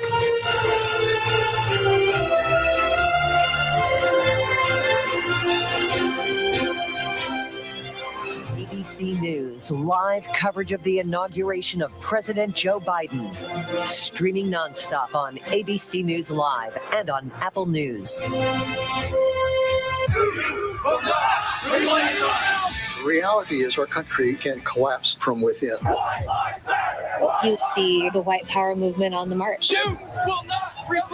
Klansmen and neo-Nazis, skinheads, it's meant to incite war. From the KKK to Oklahoma City to Charlottesville, the new documentary event special. We just need to start talking about race. Homegrown hate, the war among us. This is a real wake-up call. Streaming now on ABC News Live. Their slain bodies were found in Bear Brook State Park, wrapped in plastic in a barrel. there's something so wicked going on right now. My father, he's a serial killer. That's the first time I've said that. So, what happens when a serial killer's daughter finally meets the family of her father's victims? You must be Diane. I am Diane. And can you help solve the final piece of this mystery? The Stunning 2020, Friday night at 9/8 Central on ABC. Now, when it matters most, the straightforward facts. ABC News is America's #1 news. #1 in the morning, #1 in the evening, with America's most watched newscast. #1 in late night versus the competition. The #1 news magazine on Friday nights. #1 in politics across this historic election versus the competition. The #1 daytime talk show. And #1 in streaming news. ABC News is America's #1 news. What's the most innovative daily news podcast out there to listen to every day? Well, the Edward R. Murrow Awards say it's Start Here, the daily news podcast from ABC News. Even the New York Times calls us a top news podcast worth listening to. So if you like getting behind the biggest news stories of the day, inside all the details, the backstory, and what will happen next, then listen to Start Here, the daily news podcast from ABC News. It's like no other news podcast out there. Even the critics agree. Listen free on Apple Podcasts. Yes, mornings may look different these days, but where you start your day, where you spend your mornings, where you get connected to everything that's happening. And face it, there's a whole lot happening in our world these days. where you get all the breaking new information of the day to help you navigate through these times. That's why we're here. Good morning, sunshine. And making sure you start your day off with a smile and some sunshine. Good morning, America. Good morning, America. Good morning, America. Oh, how I love saying that. Wake me up.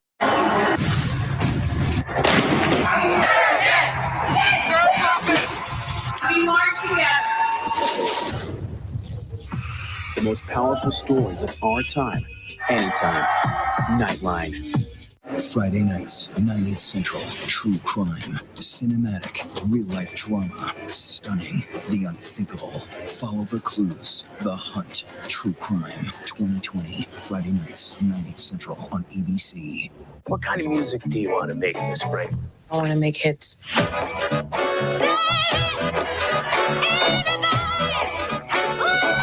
get your respect.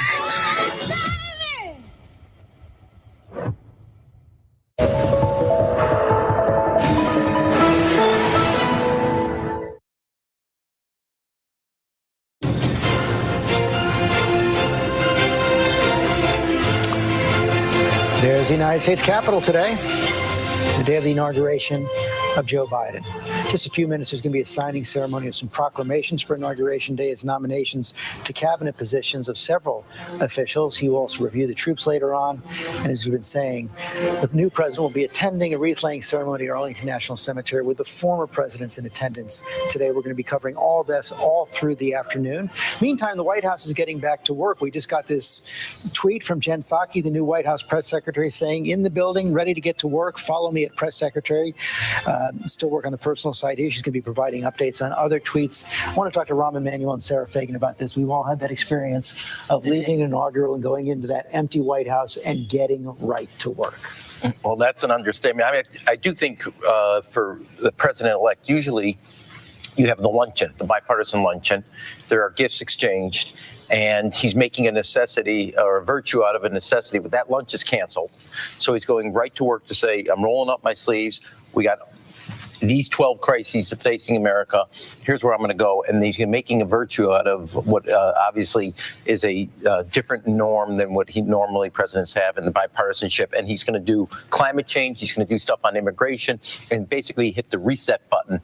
We're going to get back to work. On the staff side, one thing that's different for so many Joe Biden staffers is so many of them have worked in the White House before. Yeah, they will not need a map on how to get to the bathroom and where the Roosevelt room is. They'll know exactly where it is, et cetera. But what will be different? I mean, I remember talking to Ron Klain about this. The new chief of staff. Yeah, the new chief of staff. He had not sat in a room with one of his deputies, but only twice in the transition. And the idea, like, I think about this big debate we were going to have, should we do financial reform first or should we do healthcare reform? We had 25 people in the Roosevelt room today at that time to have a big Saturday discussion. You cannot do that now. And the idea that you're going to thrash through talk through strategy, policy, the politics, the timing of something, and 5 or 10 people are going to be on a camera is really going to change a lot.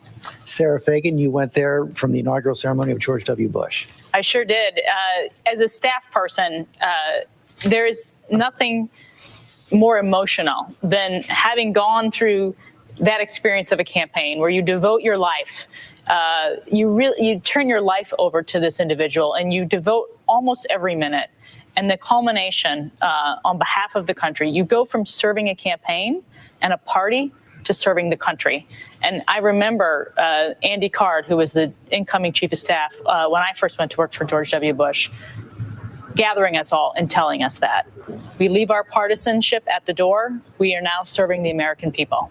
And we did go straight to work at about 1 o'clock in the afternoon. And we didn't slow up until, of course, we then were faced with 9/11, and it changed everything. It changed everything that September. Kate Shaw, you had that same experience for President Obama. That's right. I remember day one, an hour or so after inauguration at noon, rolling up our sleeves and getting to work inside this big, largely empty building. And we had a lot of challenges to face in January 2009, but I mean, they really pale in comparison to what this Biden team is going to have. And they've got this very ambitious agenda. On day one, all these executive orders will be signed, obviously an aggressive legislative agenda. But I really was struck, in now President Biden's speech, he talked about democracy having prevailed. And of course, that's right. This inauguration was a testament to that. But you also heard this undercurrent in his speech and in others. We came very close to something really different from today. And that's both January 6th and the couple of months that led up to it with President Trump's sustained campaign to delegitimize the outcome of the election, and how the Biden team is going to respond to that project of democratic reconstruction and rebuilding. I think it's going to be a huge challenge in the coming weeks and months. I mean, I think it'll be very interesting to see how this impeachment trial unfolds. Could that be an opportunity for a really strong repudiation of the sort of foundation of lies about the election upon which the January 6th insurrection was constructed? So I think that that'll be an important moment to sort of see whether that is something that gets tackled immediately, even while the Biden team, marches forward with this very aggressive policy agenda. They're going to have to. Picking up on that point where, and of course, the president said democracy is fragile in his speech. I want to bring in Rick Klein on this. Right before he gave that speech, his new chief of staff, Ron Klain, put out a tweet saying there's nothing inevitable about all this. And I think that cuts in several different directions. One, there was nothing inevitable about his election this year. His campaign was on life support at several moments. There was nothing inevitable about getting to this day. As Kate was just saying, we came so close to having our systems appear to collapse. We were as close to the breaking point as any of us can ever remember. And I think it's an important message coming from the incoming White House chief of staff, because for the people around him, the people who have shed blood in the trenches on behalf of the new president, they need the message that this fight has been real for them, that they have really toiled on the entirety of the Biden campaign, and that even these last couple of months, which should have been by rights a time of transition and even celebration for Biden and for the coalition that brought him there, that this has been as tense a time as they can imagine, and that we came very close to spinning in some bad directions. And that there's a lot of blame to go around that has to be hashed out through the impeachment proceedings of President Trump and also through the relationships with Congress. You can't just give a speech today about unity and change either how Republicans are going to view this time, or frankly, how a lot of Joe Biden's own allies are going to feel. No question about that. Thank you, Rick. I want to bring in Leah Wright-Rigueur, again, professor at Brandeis University. I'm picking up on what Kate Shaw was saying, using the word reconstruction. Many have looked at the challenges that Joe Biden faces, the inaugural he had to give today to a divided country, and say it echoes what the country was facing during those days of reconstruction. Absolutely. And I think the choice and the use of the word reconstruction is certainly deliberate. Reconstruction is a moment that is America at its best, that demonstrates really the promise of equality, the promise of democracy, a way to bring in these 4 million newly emancipated slaves into the body politic of the United States. But it also represents America at its darkest, particularly the forces that work against progress, the forces that work against, the ideas and ideals of democracy. And I think we're in a moment like that right now, a moment that calls for radical and dramatic transformation in order to expand democracy for all, but one that is constantly under threat by those who would suppress, who would oppress, and really try to overthrow those values, those American values of democracy. We're not out of the darkness yet. We certainly are not. Leah Rettiger, thanks very much. I want to bring in now Senator Chris Coons, Senator of Delaware, holds the seat once held by Joe Biden. Senator Coons, thanks for joining us today. I imagine this is one of the happiest days of your career. Literally, George, I can sleep again. I am filled with hope and joy again. Yesterday afternoon, we had a wonderful, a powerful send-off ceremony for Joe and Jill, for President Biden and First Lady Dr. Jill Biden, all the folks who've been his friends and family and supporters for decades.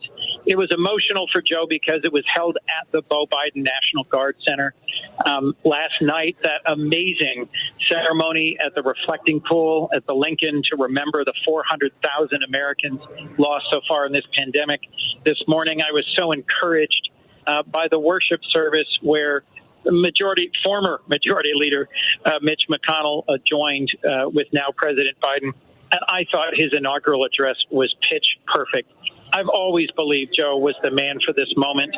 And the message that he delivered in a gorgeous, sunny afternoon was full of optimism and hope about what we can accomplish together, even while he is clear-eyed about just how great the challenges are right in front of us. Now comes the hard part. As you know, you're going to be dealing with it in the Senate, trying to both advance President Biden's agenda and deal with the trial of President Trump. That's right. And managing the two of those is going to be a great challenge. This is an opportunity for the Senate to show that we can work again, that we can confirm the incredibly qualified, seasoned, and diverse nominees that President Biden has put forward for his cabinet. I believe 5 of them in total had confirmation hearings yesterday, all of which by account went very well. We also have to provide accountability for the events that happened here in the Capitol, where I stand right now, that was stormed by rioters, by a mob just a few weeks ago. I'm encouraged that Senator McConnell said earlier this week that he faults President Trump for inspiring that crowd. But we have to sort out how we're going to move forward with an agenda that delivers the support, the assistance that the American people need, while also managing that accountability. It's a tough challenge, but I think the Senate's up to it. Do you think you're going to get that agreement to be able to do both in the same day, to do business in the morning, trial in the afternoon? Well, that would be an important way for Senator McConnell of Kentucky to demonstrate that he recognizes this is an unusual moment, a special moment that calls for us to put down the tools of partisanship and to take up the work of binding the wounds of our nation and of delivering on the results that average Americans want from us. We've got millions of folks unemployed, more than 10 million.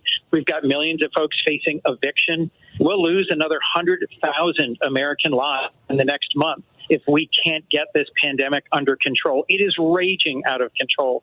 And this is a moment when the Republican caucus and their caucus leader can demonstrate some grace and some give and make it possible for us to move forward. You've got a reputation for working with the Republican senators, for being friends with the Republican senators. Given the events of the last couple of weeks, the last couple of months since the election, was it enough of a shock to the system to actually galvanize both parties into more cooperation? I hope so. I've been urgently speaking to my colleagues, both Republicans and Democrats, about how long it took to build a national deep distrust, the other pandemic that we are suffering from right now, and how sharp that explosion was. All of us were here. The entire Congress was in session. And as the days have unfolded since that assault on the Capitol, and more details have come out, as we've celebrated this inauguration in the middle of an armed camp behind barbed wire topped walls with thousands of National Guardsmen, if this doesn't focus us, nothing will. I'll remind you, Abraham Lincoln gave his inaugural speech before a Capitol whose dome wasn't yet finished and on the verge of a civil war that tore us apart. We cannot repeat that mistake, the moment of being torn apart by a civil war. Joe Biden, throughout his campaign, has reminded us of the moments of division and the moments of triumph in our history. The speeches that he gave, from Gettysburg and Philadelphia to Warm Springs, and the last speech he gave once declared president-elect at the riverfront in Wilmington, they all harken back to moments in American history where only by coming together did we surmount our challenges. In my lifetime, we've never seen challenges like we have before us now. I'm literally standing in the halls of the Capitol looking at men in full combat armor and gear. I never thought I'd see this. I hope I never see it again. The only way out of this is to pull together. Chris Coons, Senator Chris Coons, thanks very much. Let me bring in Dan Avers to talk about this a little bit more. It's one of the themes of the day is how our democracy has been tested. Joe Biden said it was fragile as well. And in some ways, it's amazing that a president of the United States refusing to accept the results, which were pretty clear after several days, could get this far and have so many people believe that the election really was in question. And it's different than what has happened in the past. Meaning, there have been references to 1876, for example, where there was a big electoral fight. There was one in the early 1800s as well. The reason this one is different is because as a result of the fight in 1876, the rules were clarified. There was a law put on the books that specifically talked about the way the system would work. In this case, we now know. I think I have to go back to you, George. Well, we're just watching. The president is now signing his Inauguration Day proclamation, his nominations to cabinet positions and sub-cabinet positions. They're now inside. We're going to hear from both Senators Klobuchar and Blunt, who ran the ceremonies after this, being assisted there by the vice president. This always takes place after the inaugural address, as Ron was saying. There's usually a lunch as well. That's not going to happen today. We see all those masks inside all throughout the ceremony today. Everyone who came to the Capitol today had to also have a test for COVID within 48 hours of appearing at the ceremony. The vice president, President Biden, has been so careful throughout this campaign, and of course is looking to set an example as president. Our coverage is going to continue. We're going to take one more quick break.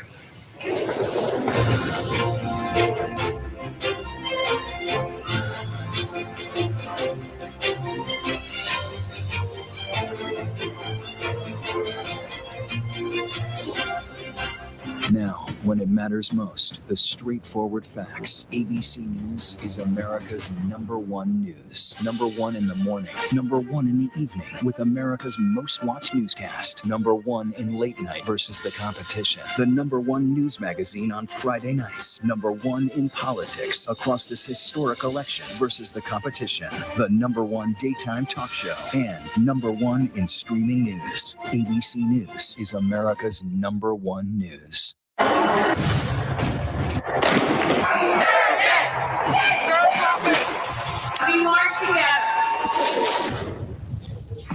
The most powerful stories of our time, anytime. Nightline. With so much at stake, so much on the line, more Americans turn here than any other newscast. ABC News World News Tonight with David Muir. We have made it through another week together. America's #1 most watched newscast across all of television. Admit it. These days, what you need to know seems to change just about every day.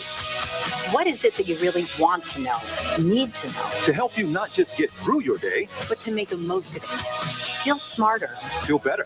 Feel happier. Well, how about a third hour of Good Morning America in the afternoon? GMA 3, what you need to know. Lunchtime at 1 Eastern, 12 Central and Pacific on ABC. It's all about you.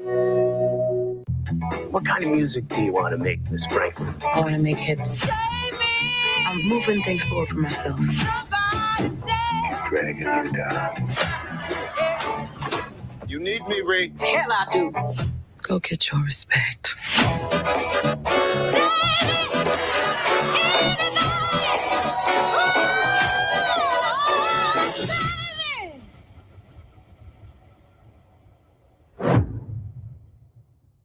Breaking news, context, analysis. With today's extraordinary news cycle, Now is the perfect time for ABC News Live. A streaming news game changer. The time is now for ABC News Live. Get it, streaming everywhere. The world may feel out of your control, but your happiness doesn't have to be. Learn the secrets to happiness. Listen to the 10% Happier podcast, free on Apple Podcasts. More Americans choose ABC News, America's #1 news source. Get ready to say good morning to... It's Yara here. Yes, it's Yara Shahidi. That's me. Tomorrow morning. Oh. Yara's on ABC's Good Morning America, America's #1 most watched morning show. 7 on ABC. There you see the Capitol Rotunda. New President of the United States, Joe Biden, is about to receive gifts from the leaders of the Congressional Inaugural Committee. Rachel Scott up there on Capitol Hill. Boy, did they have a tough job organizing this inaugural, Rachel. They had to have about 7 or 8 different contingency plans for COVID and, of course, the security threat. Exactly, George. And COVID was a big priority here for the organizers of this inauguration, particularly because they wanted to make sure people were going to be socially distanced, that they were going to be tested, and that they're not going to have people close together. So that's why you saw that luncheon canceled. Some of the things that we've seen in previous inaugurations just simply cannot happen during this time. It's another stark contrast to the Trump administration. You remember us covering those crowded White House parties, super spreader events, the Biden administration making it clear that COVID and getting the pandemic under control is their #1 priority. In fact, there is a very deep cleaning going on as we speak at the White House, on the White House grounds right now. It's going to be a dramatic shift. And then, of course, you have the security concerns, the heightened security. Just being here and seeing all of the National Guard armed, the fences 7 foot tall with barbed wire at the top of them. It is an increased law enforcement presence, just something that we did not see 2 weeks ago, George. We did not see the honor guard getting in place for when the president is escorted out of the Capitol. I want to bring in Pierre Thomas, our Chief Justice Correspondent. Pierre, so far, at least the day has gone by without any of those security threats being manifested. George, we've been checking it with sources all day. They've been communicating with people across the country. Nothing to speak of that has warranted a significant law enforcement response today. They've even been monitoring people coming in from out of state. There was a report of a man who was mentally unstable, whose family reported him possibly coming to Washington. They jumped all over that. Sources say that they are at maximum tilt for any information, George, but so far so good. And George, if I may for a second, just talk a little bit about Biden's speech, please, where he says it was about a dream, that the dream for justice for all can no longer be deferred. And I was struck with how African Americans played a very prominent role in today's ceremony, clearly a tip of the hat to them for being a pillar of Biden's win. And listening to Amanda Gorman, who we talked about so much, I was struck with how African Americans are often not given due for being as patriotic as we are. Gorman's speech was really about calling out the best of us, no matter what struggle we've been through. African Americans went out and fought in World War I, World War II, the Korean War, Vietnam, only to come home to face discrimination, Jim Crow, enduring racism. Yet here we still are, participating and pushing the nation forward toward a more perfect union, George, and she really symbolized that today. She definitely hit it. We saw African-American police under assault 2 weeks ago at the Capitol, as well as we see this military band masked like everyone else involved in this ceremony today. Gio Benitez is in downtown Washington. Give us a sense of what the city feels like today, Gio. Well, you know what, George? Right now, we are on Washington's famous K Street. This is a major thoroughfare here, of course, known for the lobbying and advocacy groups. And right here, you see one of the checkpoints, okay? But even if you wanted to get anywhere near the Capitol or anywhere near the National Mall, you're not going to get too far because there are layers upon layers of checkpoints here. And Pierre was talking about the security. ABC News has learned that there actually was an arrest earlier today for unregistered ammunition. Now, they don't think that it was specifically a threat because they didn't find any weapon per se, but they did find that loose ammo. And so that just shows how seriously they are taking any potential threat here. They aren't taking any chances. But as you can see, it is pretty quiet here. People are in a celebratory mood. So far, so good, George. Thank you, Gio. You know, Chairman, one of the big questions is going to be, even if we get through today, and we hope and pray that we do, and it appears that so far we have gotten through today, is will this violence rear its head again? Yeah, the word insurgency has been used by some people who'd spent time in Iraq. There's a domestic terrorism movement. That's what the FBI is telling us. There's a broader number of people, just as in Iraq or Afghanistan, who are willing to countenance it. Perhaps not support it, but not oppose it. And I think that's a major problem, because once this kind of thing gets into a country, once a section of the country, and in our poll, 18% of Republicans thought the attack on the Capitol was justified. Once that gets into the bloodstream of the body politic, it is hard to get it out, which makes holding President Trump accountable so important. And on that, I think you're seeing Mitch McConnell and other leaders stepping up, not as Republicans, but there are only two parties in the country right now. There's the party of democracy and the party of the mob. And that first issue will test how strong the party It's been striking to see, former officials, security officials like Andrew McCabe from the FBI say the only way to defeat it is to cut off those who would take action from those enablers, just as we did with Al-Qaeda. Just as we did in Iraq. You need to separate the actual tip of the spear, the people with the weapons, from their support in the community. That's going to be a hard task. Want to go back to Heidi Heitkamp on Capitol Hill as well. You're at the ceremony. Your impressions? Oh, amazing. Absolutely amazing. And the kind of interaction between Democrats and Republicans, something you haven't seen the last 4 years, I think is very positive. I thought Joe Biden's speech was very workmanlike. The themes that we've heard before, not a lot of poetry to it. He left that up to the best poet up there. That young woman hit it out of the park. But the one thing that I think, the sense that I get, and this is my 7th inaugural, was, phew, that's over. Let's turn the page. Let's get back to work. And so it was almost a sigh of relief collectively, and a bipartisan sigh of relief, that we now are looking at the last 4 years in the rearview mirror, and we have an opportunity once again to govern collectively. Heidi Heitkamp, thanks very much. The next symbols of bipartisanship, those gifts for the new president, that'll be coming up in just a moment. We're going to take another quick break.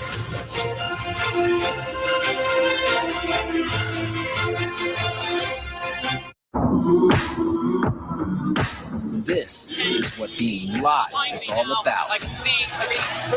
This is ABC News Live. Neighborhoods are underwater. 24/7 streaming news source, ABC News. There goes. Imagine breaking news, live events as they happen, streaming live, nonstop, straight to you. Imagine instant, incredible access to the most compelling live video. That's a grenade.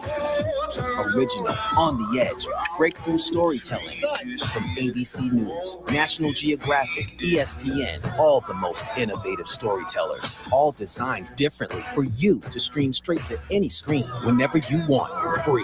And imagine the most celebrated, epic live events and moments, all playing out right before your eyes. See those flames behind me? Go there now. Put this fire out right now. ABC News Live. Think of it as your live streaming adrenaline rush. Just look at all of the smoke here. Real, raw, Welcome live. to the Columbus Zoo. No matter where the next step takes us, we're taking it. It's frightening. And go deeper inside the groundbreaking exclusives from the campaign trail only ABC News gets. Behind the scenes, exclusive access. Take you inside for an extraordinary tour here at ABC News Live. This is it. It's time to go there, be there, experience it, live on the scene. Maybe that's why, in just 1 year, ABC News Live is already America's #1 live streaming news. And imagine this, it's free. Watch ABC News Live right now and anytime, streaming on Roku, Hulu, Facebook, and abcnews.com. ABC News Live. Streaming everywhere, right to you. We know coronavirus has affected many of you. America has changed for now. There's no question. George, we are thinking of you, Allie, and the kids. How are you feeling? I feel fine, Robin. She wanted to share this message. You know I'm feverish if I'm on television with no makeup on. Allie is now on the Roberts family prayer chain. So grateful that we get to do this from home. You do know you're sideways, right? People are finding a way to come together. We're going to get through this together. Right here with you on Good Morning America. Friday nights, 9/8 Central. True crime, cinematic, real-life drama, stunning, the unthinkable. Follow the clues. The Hunt. True crime. 2020. Friday nights, 9/8 Central on ABC. With so much at stake, so much on the line, more Americans turn here than any other newscast. ABC News World News Tonight with David Muir. We have made it through another week together. America's #1 most watched newscast across all of television. The world may feel out of your control, but your happiness doesn't have to be. Learn the secrets to happiness. Listen to the 10% Happier podcast, free on Apple Podcasts. ABC News honored winner of 4 Edward R. Murrow Awards, including the most prestigious honor, Overall Excellence in Television. ABC News, America's #1 news choice. ABC News, straightforward. Yeah. More of those lunches that President Biden has. There is the scene. Roy Blunt, the chair of the Congressional Inaugural Committee, now speaking to President Biden. Let's listen in. Bond between the executive and the legislative branch of the government. We probably don't need as much bonding because we already have that natural bonding with you and the traditions here. By those traditions, usually there's a painting at the front of that event that the chairman picks. This time, not knowing we're going to have an event until what we were going to do about an event until late, I asked Dr. Biden to help pick the painting, and this is the one that she recommended. The painting is landscape with rainbow. Rainbow, always a good sign. It's loaned to us for today from the Smithsonian American Art Museum. The artist, Dr. Robert Sheldon Duncanson, he was the best-known African-American painter in the years surrounding the Civil War. He was based in Cincinnati, encouraged by abolitionists who, among other things, sponsored a trip for him to do some study in Europe. This is a painting that he painted in 1859, and I think maybe it's sort of the classic America as a paradise painting that a lot of painters were doing then. But for him, a black artist painting this painting that's so much like an American utopia on the verge of a war that we would fight over slavery, makes all of that, I think, even more interesting in that while he faced lots of challenges, obviously was optimistic even in 1859 about America. And so, Dr. Biden, thanks for helping select this painting, and glad to have all 4 of you here as we move on to my good friend, Senator Klobuchar.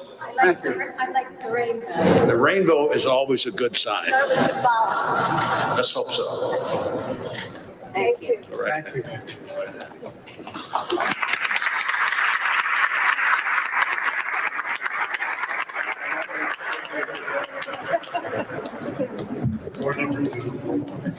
Tour number 2. Oh, we are good. Mr. President, First Lady, Madam Vice President, and our very first second gentleman. On behalf of the American people, it is our honor to present these custom-made crystal vases commemorating your historic inauguration. Lennox, which you know is a great company, American company, has handcrafted these gifts for the past 9 presidential inaugurations. It is a good thing I don't have to hand them to you personally. They each weigh with the base 32 pounds. But combined 64. But Jill, I know, is very strong and could take them both. Exactly. But the Lennox company is actually based in Bristol, Pennsylvania, which you know, Mr. President, is a mere 132 miles from Scranton, since we know today all roads lead to Scranton.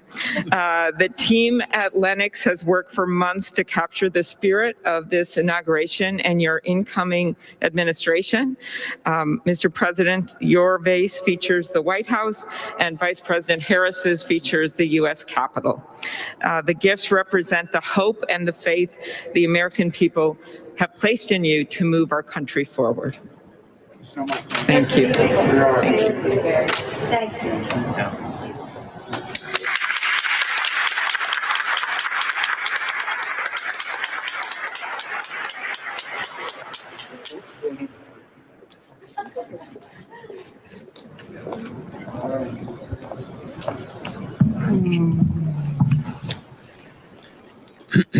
Well, Mr. President, Madam Vice President, while the pandemic has sadly limited our usual hospitality, as others have mentioned, I'm very glad we still carry on some of our favorite inaugural traditions. It's my honor and privilege to help present these flags of our nation that were flown over today's event here at the Capitol. Now, I have to make one point of personal privilege on behalf of the Senate. With all due respect to our distinguished Speaker and our colleagues from the House, I have to note, not only did we just swear in a son and daughter of the Senate to these high offices, but indeed both these former senators skipped the House altogether.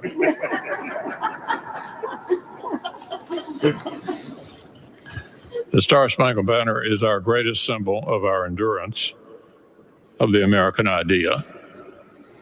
It flies over this building on triumphant days and on tragic ones, over all factions and all parties. And today this flag flew over our former colleague's inauguration as the very first female Vice President of the United States.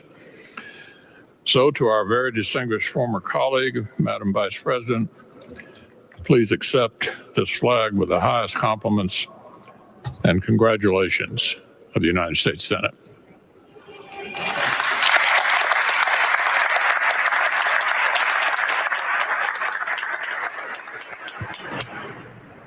The distinguished leader of the Senate pointed out that he has hosted this lunch for members of the Senate who have become president and vice president. But I have the privilege of giving the flag to the President of the United States, the flag that was flown when you were sworn in, Mr. President. This flag reflects all that is said about your inauguration. America united. May it be a symbol of the hope, the healing, and the just all of the enthusiasm that you have for our country. And as we heard the beautiful national anthem, when we're at the stadium and they say, is our flag still there? Then you say, play ball, right there. Play ball. So we're going to get ready to play ball. We're ready to go with the inspiration of our flag flying. But again, on behalf of the House of Representatives, it is my privilege to extend to you the flag that was flown the early moment that you were sworn in as President of the United States. Thank you, Mr. President. Thank you, Dr. Biden. Thank you. If we had the lunch, we would have had California wine. Is that not right? Madam Vice President, Mr. Emhoff, congratulations. With liberty and justice for all. Thank you.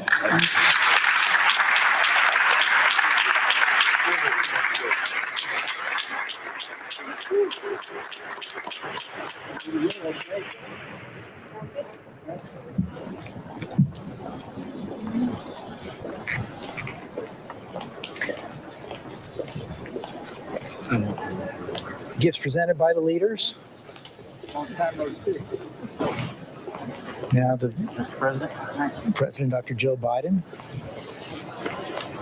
are going to make their way out of the Capitol after they see the inaugural painting. Modern technology, right? It's a good picture, too. This is Kevin McCarthy, Republican leader in the House. Well, President Biden, Vice President Harris, Dr. Biden, and Mr. Emhoff, on behalf of Republicans and Congress, congratulations. Very proud of you both. When President Washington was sworn in as the first president of the United States, only a handful of people saw the ceremony or heard the famous first inaugural address. Today, the inauguration is seen around the nation and indeed around the world. Yet the task facing the nation is no less momentous than it was in Washington's time. I listened to your speech today. You talked among the tension and division, Our task as leaders is to bind this nation's wounds and dedicate ourselves to the values of all Americans share together. With modern technology, just a few minutes ago, it captured in these pictures. History in the making for all the world to see. This picture should serve as a reminder of that task that we have before us. As a very proud son of California, it is my honor to present to a very proud daughter of California as well. Today, Vice President Harris made history, and all of America should celebrate that. But we should also remember that this is not the end, but just the beginning. As leaders, we are judged not by our words, but by our actions. So let's go forth from here together, accomplish great things for the American people.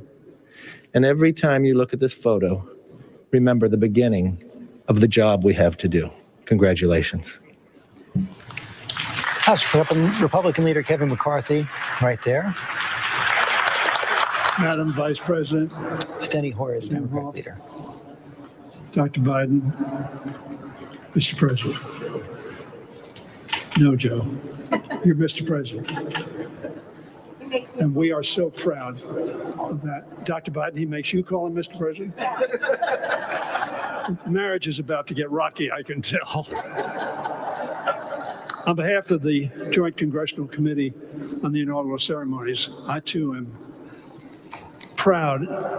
More than that, I'm ecstatic to present the two of you this picture. A testament to technology and a testament to history. Mr. President, in your speech, you talked about faith. You talked about tribulations, but you talked about victory.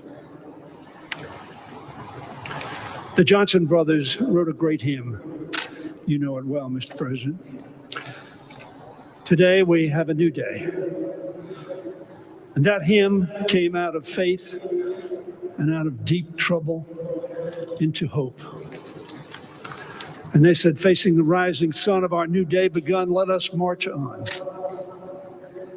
till victory's won. That's what your speech was about. And that's why we are so proud and ready to march with you, President Biden. God bless.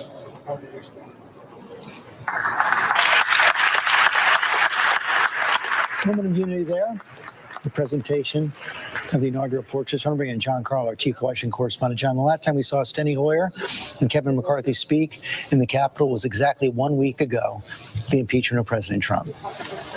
And we heard blunt words during that speech by Kevin McCarthy during the impeachment. He voted against impeaching Donald Trump, but he was blunt. He said that Donald Trump bears responsibility for the attack on the Capitol. He also said, don't blame this on Antifa. Don't blame this, pretend this was anything but what it was, enraged supporters of the president. And I heard words that were interesting from Kevin McCarthy there. He congratulated. You expect them, again, in any other circumstance, they're normal. He congratulated the Bidens and Kamala Harris. He has, I think, George, one of the toughest jobs in Washington because he has recognized the legitimacy of this election. He has called the riot what it was, put the blame where it should be placed. But he's in charge of a Republican caucus that is, for the most part, not done that.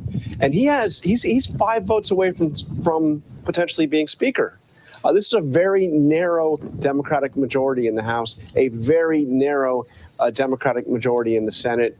And I thought it was interesting to hear those words, not just from Kevin McCarthy, but also from Mitch McConnell. Thank you, John. The president about to be escorted out of the Capitol now. You see the honor guard there. He'll be greeted by the commanding general of the military district of Washington, Major General Omar Jones. You see the honor guard lined there on the Capitol steps.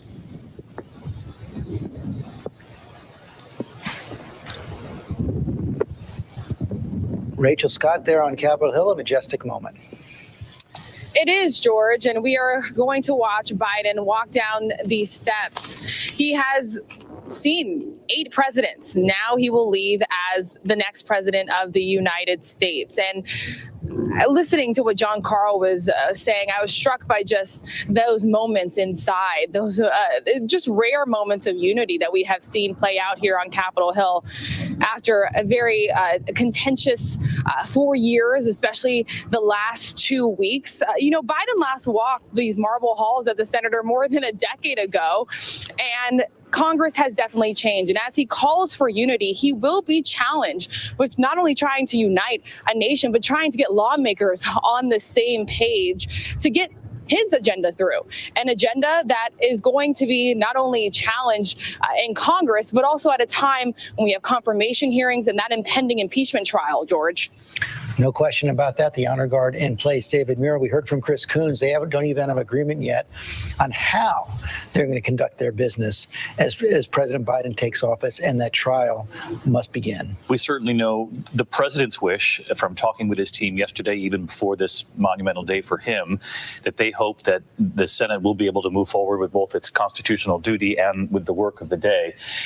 I do wonder, with the difference of what we're seeing given the COVID pandemic and the luncheon that would normally take place, instead the American public is seeing the gifts exchanged, that this has been sort of a nice break from the vitriol and the political divide in this country to see the House Minority Leader, Mitch McConnell, soon to be, and Speaker Pelosi standing there and trading a laugh or two. Mitch McConnell made the point that we now usher in a president and vice president who bypassed the House completely. They come from the Senate. There was laughter in the room from both of them. But as John points out, and you just saw the Minority Leader McCarthy there, he said, "I'm proud of both of you." These are words you don't hear in Washington. And I do think, in addition to the gifts, the physical gifts that we saw today, that those words were a bit of a gift to the American people at a time when we're desperate for some sort of bipartisan give and take. And perhaps that's also a symbol today of some hope to come. Mitch McConnell, though, very clear yesterday, even though we don't have a working plan yet, when this trial will begin, how they will proceed with their days, he made it very clear yesterday the mob was fed lies. They were provoked by the president and by other powerful people, still leaving open the option of which way he'll go on this. Lindsay Davis, President Biden beginning his term with some goodwill. His approval rating close to 70%, about 68% right now. President Trump is leaving office, never having hit 50. And, I'm struck by also, because I was talking earlier about that public sentiment shift, right? And just now we heard from Congressman Steny Hoyer, and he was talking about let us march on till victory is won. The words that he was quoting were the Negro National Anthem, lift every voice and sing, which really kind of will resonate with many. And at the same time, Minority Leader Kevin McCarthy also saying, I listened to your speech. I heard what you had to say. And I think that that's powerful as well, because, we cannot forget that there are a large number of Americans who do see this so-called browning of America as a threat, who think that their freedoms and liberties are being stripped away, who see, perhaps most significantly, that America was already great in their minds, right? And so there's a thought of let's go back to that and not necessarily forward to this. And I think that those are the minds that President Biden is going to really have to change at this point. And funny enough, Kevin McCarthy was talking about George Washington, and in 1797, John Adams said that he, after George Washington's term was over, that he thought that he had whispered, "I'm almost out, you're almost in. Guess who's happier?" But Joe Biden seems really happy today. He definitely does. This has been the quest of a lifetime, as we've said, and we see that crowd there gathering there on the Capitol, a small crowd on the Capitol.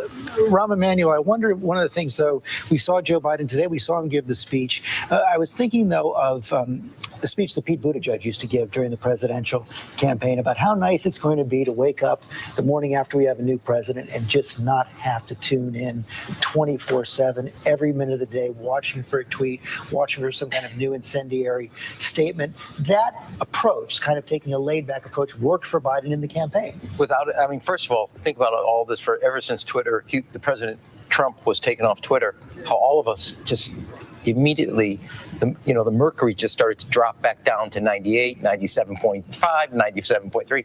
So for all of us, this is going to be a sense of relief that not every minute there's going to be put on at 103 degrees, this fever pitch. And I do think for the president-elect, part of who he is about and I think you saw I actually was struck by how Mitch McConnell approached him. There is a camaraderie there of one of their own of the Senate, people that know each other. I don't want to use this, but like an old shoe that you're comfortable, you know each other. And I think when you think about how the fact is that Nancy Pelosi and President Trump never talked for about a year. Mitch McConnell's going to be very comfortable picking up the phone, and it's going to go first name basis. Mitch, Joe, etc. Obviously, I do think McConnell will call Mr. President, but he'll call him Mitch.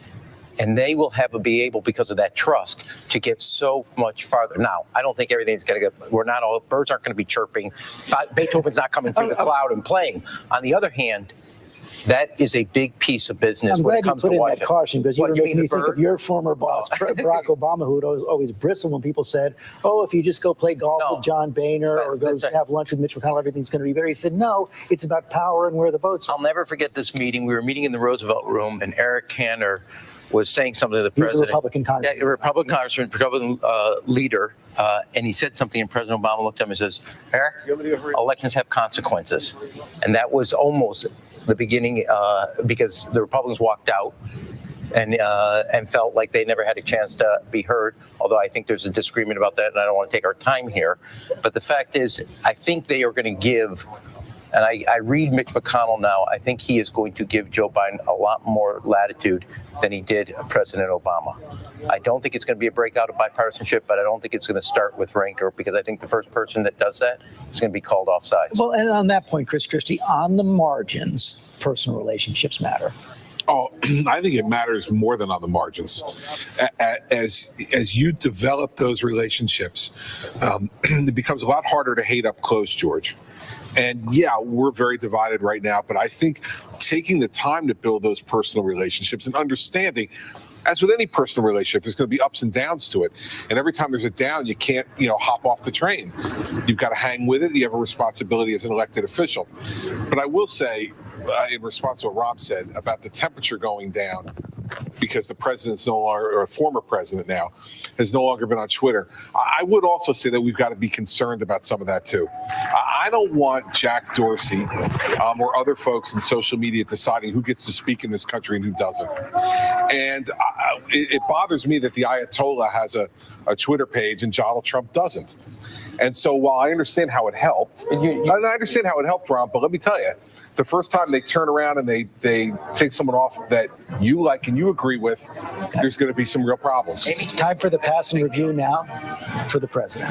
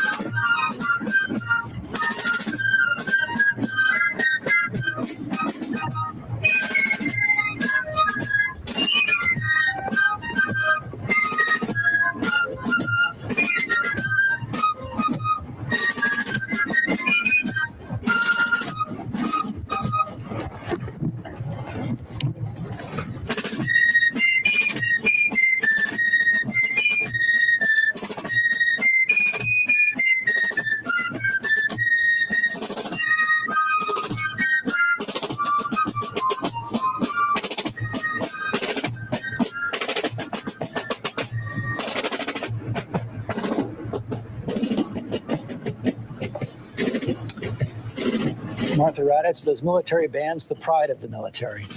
The pride of the military and those ceremonial troops. The old guard is what you were watching just now for that pass and review, which commanders used to do all the time and still do to see if their troops are ready.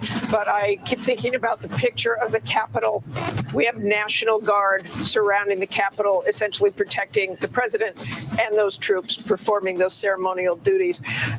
This morning, President Trump, as he was departing, former President Trump said the military is thrilled with what they've done. The military is as divided as this nation in many ways, but you've also never seen letters like national security leaders and former generals saying that they thought the former president was a national security threat. You also have the Bidens there, who I am sure are thinking of Beau at this moment. Biden family served. Beau Biden served in Iraq proudly.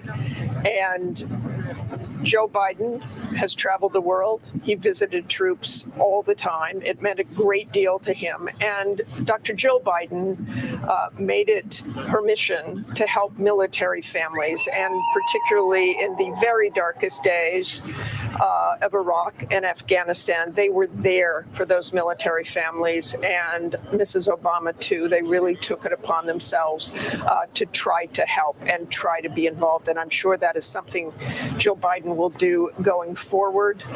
You always hear Joe Biden talk about the troops at the end of his speeches. God bless our troops, after saying God bless America. So this is a very meaningful thing to Joe Biden. Certainly, President Trump was accused of politicizing the military in many ways, and he did that, and that caused a lot of strain in the military, basically using them as props. He had all those generals working for him in the beginning and then decided he was smarter than the generals. And of course, we all remember that Atlantic article that came out in September, quoting him as saying he was calling them suckers and losers. So I think you will see a very different posture with the military, with Joe Biden. And by the way, George, I'm sure right now that nuclear football is somewhere near President Biden. He has the codes, I'm sure, at this point, because at noon, when he became president of the United States, he is commander-in-chief, and he has those military codes now, which are usually kept on one's self. He probably has them in a pocket or a breast pocket of his suit in case they're ever needed, and we hope they never are. I've actually been out to those missile silos. It is extremely sobering to see those facilities where there are nuclear missiles in the ground, but that is definitely the most profound moment for a president when they receive those codes. And as he was giving that speech, all that power was conferred on him. Thank you, Martha. The motorcade is going to head now to Arlington Cemetery. Both the president and the vice president will lay a wreath at the tomb of the unknown soldier, of course, joined by former presidents Clinton, Obama, and Bush. I want to go to Matt Gutman, who's on New Jersey Avenue in the Capitol right now. That motorcade is going to be making its way through empty streets that are normally filled with tourists and celebrants on this inauguration day. You know, George, it is such a moment. You've been here. Last time we were here in 2017, we literally couldn't walk. I mean, this place was swimming with the pageantry of an inauguration. Tens of thousands of people swarming through here with signs and posters, laughing. And it's a little eerily quiet. You know, right now I'm going to show you something. Basically, all we have are the National Guard, law enforcement on this side, and reporters just beyond. It's the people that are missing, and that's what makes this so distinctly different and slightly sad. But speaking about the National Guard here on New Jersey Avenue, there have been 35,000 National Guard troops plus security here from HSI, Secret Service, etc. But one of the great things that I've been seeing is a lot of people just coming by this buck private here named Reynolds and saying, hey, thank you for what you're doing. Thank you for being out here.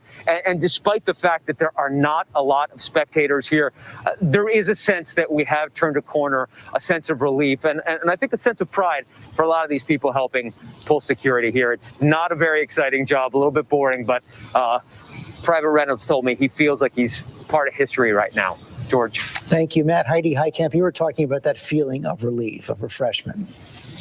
Absolutely. But I have to say something about the National Guardsmen. When I was walking over here, there's a whole lot of them lined up, and they're going to watch this motorcade go by, and they're going to see something in their lifetime they never thought they could see. And so that just gives me a sense of calm, a sense of, you know, so many of them are so young, and it's just really exciting for them to witness this very, very important American ceremony. But when you look at even the relief with Mitch McConnell and the relief with Minority Leader Kevin McCarthy, you can see they're ready to turn the page. I want to say something about the relationship between McConnell and now President Biden. I would say, you know, they may think that they can forge this ahead, but Mitch McConnell has about 5 people who get up in the morning, and as they're shaving, and most of them are shaving, they see a president. And it's going to be a lot harder for Mitch to hold his caucus together, I think, in a minority, and also in a time when many of them think that they are going to make their mark and make their statement and become president of the United States. That is always a challenge for any Senate leader. The motorcade making its way now to Arlington National Cemetery. We're going to take a quick break, be back as the president heads with former presidents to the tomb of the unknown soldier.